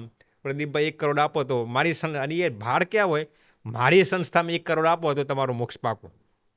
એટલે આવા આને ઇંગ્લિશમાં સેલ્ફ સ્ટાઇલ્ડ ગોડમેન કહેવાય. શું? હિપોક્રેટ્સ કહેવાય આને ઇંગ્લિશમાં. આ પહેલા પ્રકાર કે જે ભગવાનનો પ્રચાર, બહારથી ભગવાનનો પ્રચાર કરે પણ અંદરથી પોતાનો કરતા હોય. આ પહેલો પ્રકાર. બીજો પ્રકાર કેવો? જે બહારથી ભગવાનનો પ્રચાર કરે પણ 50% પોતાનો પણ કરે. 50% ભગવાનનો પ્રચાર કરે, 50% પોતાનો કરે. 50-50 પોતાની સંસ્થાનો પ્રચાર કરે, પોતાનો વાડો મોટો કરે, પોતાનો આશ્રિત વર્ગ મોટો કરે. ભગવાનનો પ્રચાર થાય એટલો સાઈડ ઇફેક્ટ તરીકે આમ ગણી લે, પણ પ્રચાર આપણો થવો જોઈએ. આ બીજા પ્રકારના મહાપુરુષ થઈ ગયા. ત્રીજા પ્રકારના જે સાચા સંત તમે જે કીધા એ આ છે, જે ભગવાનના પ્રચારને માધ્યમ બનાવીને તમને ભગવાન સાથે જ જોડે, એ તમને પોતાની સાથે ના જોડે. આવા સંત કેવા હોય કે એ સંત જો તમને બીજા સંત સાથે જોવે, તમે બીજા સંતની પધરામણી એના ઘરે કરાવો, બીજા સંતને કદાચ ડોનેશન આપો, તો પણ એ સંત ઉદાસ ના થાય કે ભાઈ તે મારી સંસ્થામાં કેમ ડોનેશન ના આપ્યું. તમે જ્યાં આપો તે એનો તો એટલો જ મકસદ હોય તમે ભગવાન સાથે જોડાવા જોઈએ. એ કોઈ દિવસ એમ ના કે ભાઈ તમે મારું જ જ્ઞાન સાંભળશો તો જ તમારો મોક્ષ થશે. એ માણસ બહુ લિબરલ હોય. આવા સંતનો પ્રચાર પોતે ભગવાન કરતા હોય. ઓલા પહેલા બે જે કીધા ને એ સેલ્ફ સ્ટાઇલ્ડ ગોડમેન કહેવાય. એટલે પોતાનો પ્રચાર પોતે જ કરી લેતા હોય. આ ત્રીજો જે પ્રકાર થયો ને એનો પ્રચાર ખુદ ભગવાન કરતા હોય. એને પ્રચારમાં, પોતાના પ્રચારમાં રસ ના હોય, એનો પ્રચાર ભગવાન કરતા હોય. એટલે આને સાચા સંત કહેવાય. એના જ સાઈડ લાઇનમાં હું એક બીજી વ્યાખ્યા પણ કરું છું સાચા સંતની. સાચા સંત જે હોય ને એ રાગદ્વેષથી પર હોય. એટલે સાચા સંત કોઈ દિવસ એમ ના કે હું જે ભગવાનને માનું છું. જો બધા સંતની, બધા વ્યક્તિની ઉપાસના અલગ હોય. કોઈક સ્વામિનારાયણ ભગવાનને માનતા હોય, કોઈ કૃષ્ણ ભગવાનને માનતા હોય, કોઈ રામચંદ્ર ભગવાનને માનતા હોય, કોઈક ભગવાન શિવજીને માનતા હોય, કોઈક હનુમાનજી મહારાજને માનતા હોય, કોઈ ગણેશ ભગવાનને માનતા હોય, કોઈક જગદંબા માતાજીને માનતા હોય. બધાની આસ્થા અલગ અલગ હોય. છેવટે તો બધા એક જ છે. પણ જે આ સેલ્ફ સ્ટાઇલ્ડ ગોડમેન, જેને હિપોક્રેટ કહીએ, જે પાખંડી સાધુ હોય ને, એ એમ કે ભાઈ મારા જ ભગવાન શ્રેષ્ઠ, બાકી કોઈ નહીં, મારા જ ભગવાન શ્રેષ્ઠ, મારા જ ભગવાન મોટા. એ સાચા સંત હોય ને એ કોઈ દિવસ કોઈ દેવી દેવતાનું અપમાન ના કરે. એ કોઈ દિવસ બીજા કોઈની માન્યતાને ઠેસ ના પહોંચાડે, બીજા કોઈની માન્યતાને કલંક ના લગાડે. એ કોઈ દિવસ નિષ્ઠાની ઊંધી વ્યાખ્યાઓ ના કરે. એ હંમેશા એવું માને કે ભાઈ હું ભલે જે ભગવાનને માનતો હોય પણ બધા શ્રેષ્ઠ છે. એ કોઈની ભાવનાઓ સાથે ખિલવાડ ના, કોઈને એમ ના કે તારા ભગવાન આરા ભગવાન. એ બધાની અંદર, જેમ તુલસીદાસજી કેમ બધાની અંદર રામચંદ્ર ભગવાનના દર્શન કરતા હતા, હનુમાનજી મહારાજ કેમ બધાની અંદર રામચંદ્ર ભગવાનના દર્શન, એ એમના ઈષ્ટદેવ હતા. એમ જે સંત કે જે ભક્ત હોય ને એ બધાની અંદર પોતાના ઈષ્ટદેવના જ ભગવાન કરે. એ કોઈ દિવસ ભેદભાવ ના પડે આ તારા મોટા ને મારા નાના. આને સાચા સંત કહેવાય. અને સાચા સંતના તમે દર્શન કરો ને ત્યારથી જ તમને અંદરથી એક આમ સુકૂન મળે, એક શાંતિ મળે. તમને જે ફિલિંગ આવે એની ઓરા જોઈને ફીલ થવા મળે. એટલે આ સાચા સંત કે કોઈ દિવસ હંમેશા પોતાની સાથે ક્યાંય ના જોડે. અને ભાર ક્યાં જાય છે માણસનો, તમને કહું બહુ સૂક્ષ્મ વાત છે. માણસ શું કે ખબર છે, એને ભગવાન સાથે લેવા દેવા નથી. આ જે સેલ્ફ સ્ટાઇલ્ડ ગોડમેન, એને એમ હું જેને માનું છું એ શ્રેષ્ઠ. ભાર ક્યાં જતો રહે એનો? પોતા ઉપર, અહંકાર ઉપર, કે ભાઈ હું જેને માનું છું એ શ્રેષ્ઠ. એને ભગવાન સાથે લેવા દેવા નથી. હું જેની ઉપાસના કરું, હું જેને માનું છું એ શ્રેષ્ઠ. આને અહંકાર જ કહેવાય. આને નાર્સિસિસ્ટિક પર્સનાલિટી ડિસઓર્ડર કહેવાય. આવા લોકો જેટલા આનાથી પીડિત હોય ને. એટલે શોર્ટમાં કહું પ્રદીપભાઈ, તો સાચા સંત હંમેશા તમને ભગવાનમાં જોડે, પોતામાં નહીં. વાહ સ્વામી, ઘણું બધું તમે અમુક એવી નાની નાની વાતમાં પણ ઘણું બધું શીખવાડી ગયા છે. હું તો એમ કહું છું ફરીવાર એક આખી સિરીઝ આપણે કરીએ પ્રોપર અમુક વિષયો પર. ના, જરૂર કરશું પ્રદીપભાઈ. અમને પણ બહુ આનંદ થઈ ગયો. અને આ આપણું એકદમ ઘણા સમયથી વાત ચાલતી હતી પણ આખું તમારું સ્કેડ્યુલ ફિટ ને ઘણીવાર અમારું સ્કેડ્યુલ બહાર વિચરણ ચાલતું હોય. એટલે રહી જ જતો હતો. અને આજે ભગવાને આ બધો સારો સંયોગ કરી અને બધી વધારે મને આનંદ એ આવ્યો કે બધું ઓન ધ સ્પોટ પ્રશ્ન. ઓન ધ સ્પોટ જે પણ થઈ રહ્યું છે એટલે મારા જવાબ દેવામાં કંઈ ભૂલચૂક થઈ ગઈ હોય તો હું અરે આપની માફી માગું છું, આપના દર્શકોની માફી માગું છું.